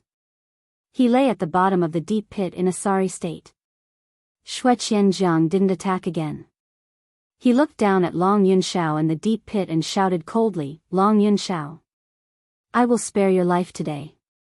Go back and tell Ji Tianqing that if he wants to save Yunyao, he has to come to the Dark Wind Cave in Black Ink Mountain to find me. I will only give him 1 day. If he doesn't come, don't blame me for being ruthless and killing his sweetheart."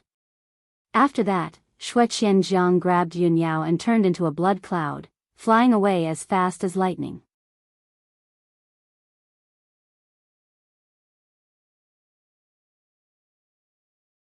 Chapter 714. Long Yunxiao watched as Yunyao was taken away and the blood cloud flew away at lightning speed. He was filled with anger and fury. He chased after them recklessly to save Yunyao. However, his speed was too slow. He couldn't catch up with the blood cloud that Xue Qianjiang had transformed into. In the end, he chased for dozens of miles.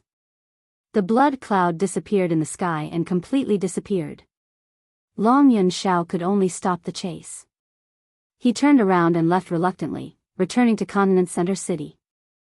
Although he knew the location of Black Ink Mountain, he couldn't chase after it alone. With his strength, he couldn't defeat Xue Qianjiang. Moreover, he was seriously injured. He could only return to the monarch mansion as soon as possible and tell this news to Ji Tianqing. The dark red blood cloud wrapped Yunyao and flew across the sky as fast as lightning. 6 hours later, the blood cloud flew into an undulating mountain range and landed on a black mountain peak that was 4,000 meters tall. This black mountain peak was Black Ink Mountain, located 3,000 miles south of Continent Center City.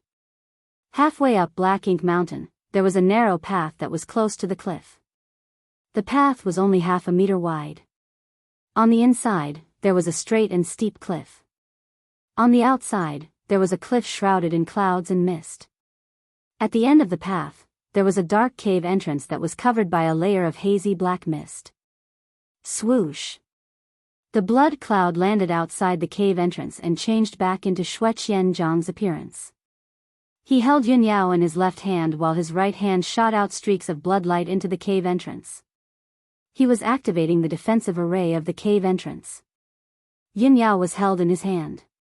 Her whole body was covered by a layer of dark red blood light. Her true essence was sealed and suppressed.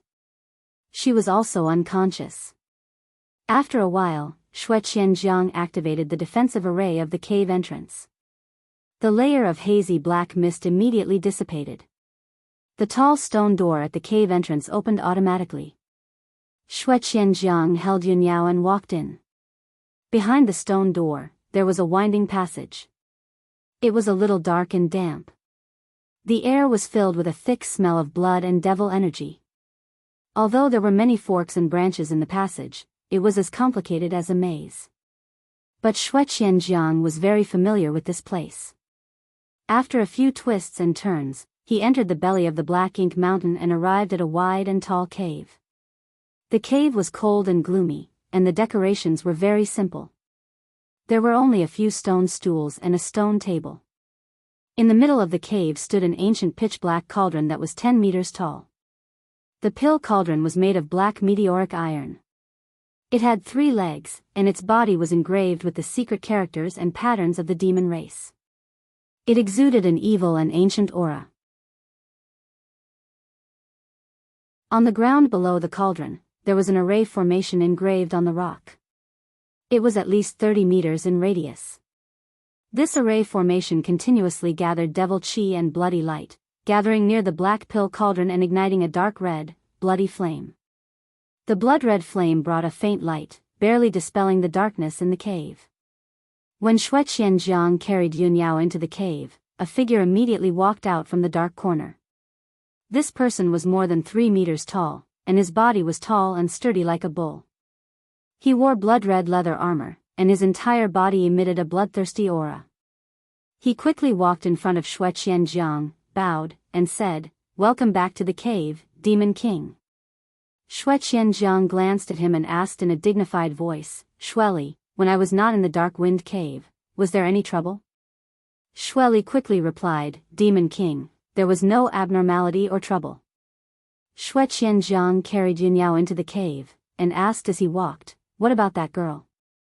Xueli followed him respectfully, and said again, "She struggled in vain for half a day, and has no strength left.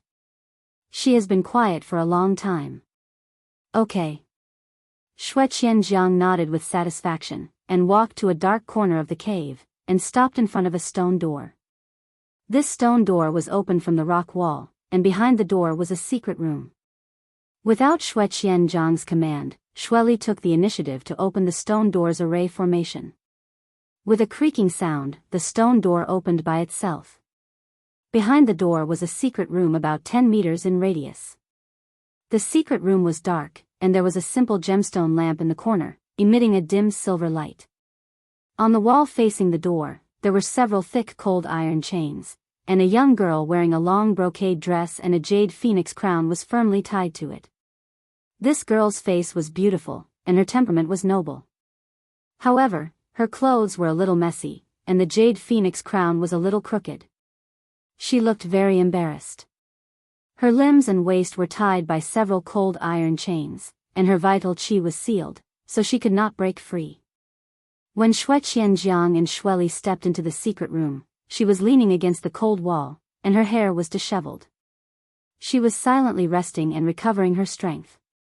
Hearing the sound of the door opening, she slowly looked up at Xue Qianjiang, and glanced at Yunyao in Xue Qianjiang's hand. When she saw Yunyao's face, she immediately showed a shocked expression, and her eyes were full of doubts. It's her. How did she get caught? Xue Qianjiang carried Yunyao to the left side of the wall, and tied her up with cold iron chains. Then, he walked out of the secret room with Xue Li. After the stone door was closed, the secret room returned to its quiet and dark state. After a long time, Yunyao, who was in a coma, gradually woke up.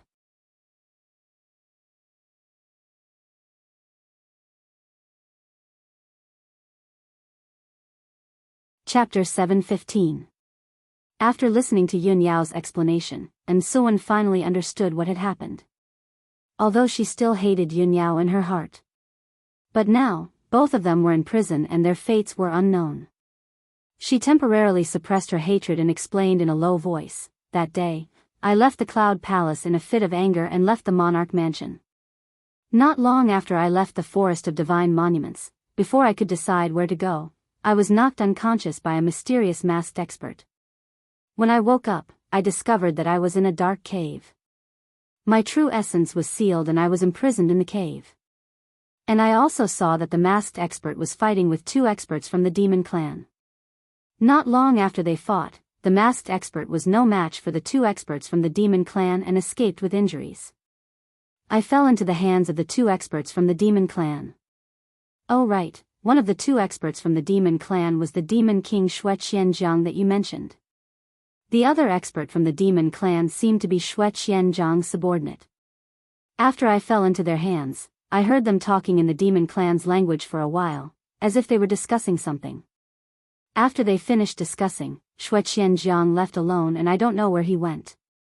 Xue Qianjiang's subordinate captured me and brought me here." Hearing this, Yunyao suddenly came to a realization and understood the whole story. She said to Suan, "The cave you were imprisoned in should be in the Swallow Return Mountain. The person who sent the letter to me and the Son of Heaven should be the mysterious expert who knocked you unconscious. No wonder when we rushed to the Swallow Return Mountain, we couldn't find you and the person who wrote the letter. We only saw traces of fighting in the mountain. So that's why." Yunyao thought for a while and asked Suan, "Heavenly concubine, do you know the identity of the mysterious expert who knocked you unconscious?" Suan shook her head. Yunyao asked again, "Is the mysterious expert from the human clan or the demon clan?" Suan seriously thought for a while and said with certainty, "That mysterious expert should be from the human clan and not the demon clan. He didn't have the characteristics of the demon clan and the martial skill he used was also the power of true essence. Furthermore, this person is no stranger to the royal residence." Yunyao frowned and fell into contemplation. She muttered, "That mysterious expert is a human. He isn't a stranger to the king mansion. Why does his letter have the aura of an alien race?" Thinking of this, a thought suddenly flashed through her mind, and she immediately guessed a person. Could it be, that mysterious expert is Murong Lingfeng? Yunyao knew clearly that as one of the 3 great thousand ancient aristocratic families, the Murong family had a special inherited secret technique that allowed them to create and imitate the auras of other clans. It was precisely because of this that the Murong family's elites could disguise themselves and sneak into the various clans to gather information and obtain all sorts of confidential information. The main business of the Murong family is neither refining pills nor refining tools. Instead, it is collecting confidential information and selling all kinds of information. For nearly 1,000 years, the Murong family had used secret techniques and various methods to create an information network that covered the Central Plains and the Four Corners continent. As long as it was a major event that happened in the profound sky continent, almost nothing could escape the eyes and ears of the Murong family. The Murong family had spies all over the world. They could even disguise themselves as other clans and sneak into other clans. Even in the northern desert, the bitterest place in the continent, the Murong family had spies and messengers that could spy on the movements of the demon race. Many times, when the imperial court wanted to gather confidential information, they had to borrow the power of the Murong family. It was precisely because of this that the Murong family was heavily relied on by the imperial court and could stand tall for 1,000 years without declining. Yin Yao's expression was solemn as she silently pondered, if the mysterious expert that knocked Suan unconscious is really Murong Lingfeng, then it is not hard to understand. The Murong family wanted to use Suan to deal with me and the emperor, to completely disrupt the situation. Therefore, they also sent me a letter. However, Murong Lingfeng did not expect that halfway through the plan, he would encounter the demon king Xue Qianjiang. With Yun Yao's intelligence, she quickly guessed the cause. However, this was only her deduction. Before the truth was revealed, she could not be completely sure. Soon, Yun Yao suppressed the many thoughts in her mind. She looked at Suan and calmly said, "You don't have to worry. Very soon, someone will come to save us." Suan indifferently glanced at her and coldly snorted, "Humph." This consort was indeed a bit worried that the cruel and ruthless devil would most likely kill this consort. "I did not expect you to be captured. Since you are with me, what is there for me to worry about? After all, the emperor would definitely not bear to let you lose a single strand of hair. No matter what, he will come to save you." Suan's tone was filled with jealousy and ridicule. Her eyes were also filled with enmity and hatred. Yin Yao calmly glanced at her. She could see that she was still holding a grudge and was still brooding over the previous matter. She solemnly said, "I, Yin Yao, only love Ji Tianqing. In this life, I will not marry anyone else but him. I will definitely hold hands with him until the end of time. As for Long Yunshao, his thoughts and actions have nothing to do with me. I can't control him, and I can't influence his thoughts and decisions." Speaking up to this point, she stared at Suan and calmly said, "Suan, you are not a commoner in the mortal world. Why do you have to be a narrow-minded jealous woman? Instead of wasting your time and energy on jealousy, why don't you spend more time thinking about how to capture Long Yunzhao's heart? What should you do to secure your position as the heavenly consort?" When Suan heard the words narrow-minded and jealous woman, she instinctively frowned. A trace of anger flashed through her eyes. However, Yin Yao's words were reasonable. There was not a single bit of falsehood in them. She stared blankly for a moment. The anger on her face and eyes gradually dissipated. She silently lowered her head. She also understood that Yin Yao was right. If she wanted to win the emperor's favor, she had to follow the emperor's wishes. She clearly knew that the emperor was infatuated with Yin Yao, but she never thought about how to capture the emperor's heart. Instead, she went against Yin Yao and schemed and competed with her. She was simply asking for trouble. It would only make the emperor more and more disgusted with her. Suan's eyes shone brightly. She thought to herself, as the heavenly consort, I should be both talented and virtuous. I should have the style of a motherly model of the world. Only then can I obtain the emperor's and imperial court's recognition. I should be more magnanimous in order to resolve the awkward situation in front of me. As long as Yin Yao doesn't want to marry the emperor and doesn't want to compete for the position of the heavenly consort, the emperor will never be able to obtain her. I will always be the heavenly consort. Time can change everything. Although the emperor can't let go of Yin Yao for now, as long as I stay by the emperor's side, one day I will be able to change his mind and let him see my infatuation. Thinking up to here, Suan's gaze became much calmer and gentler. The haze that shrouded her heart also gradually dissipated. She looked at Yin Yao with a sincere gaze and said in a serious tone, "Yin Yao, I did misunderstand you before. My actions were a bit overboard, you're tuning into the Biyao's Wuxia Chronicles YouTube channel. Don't forget to subscribe and join us on this journey to catch the most captivating stories.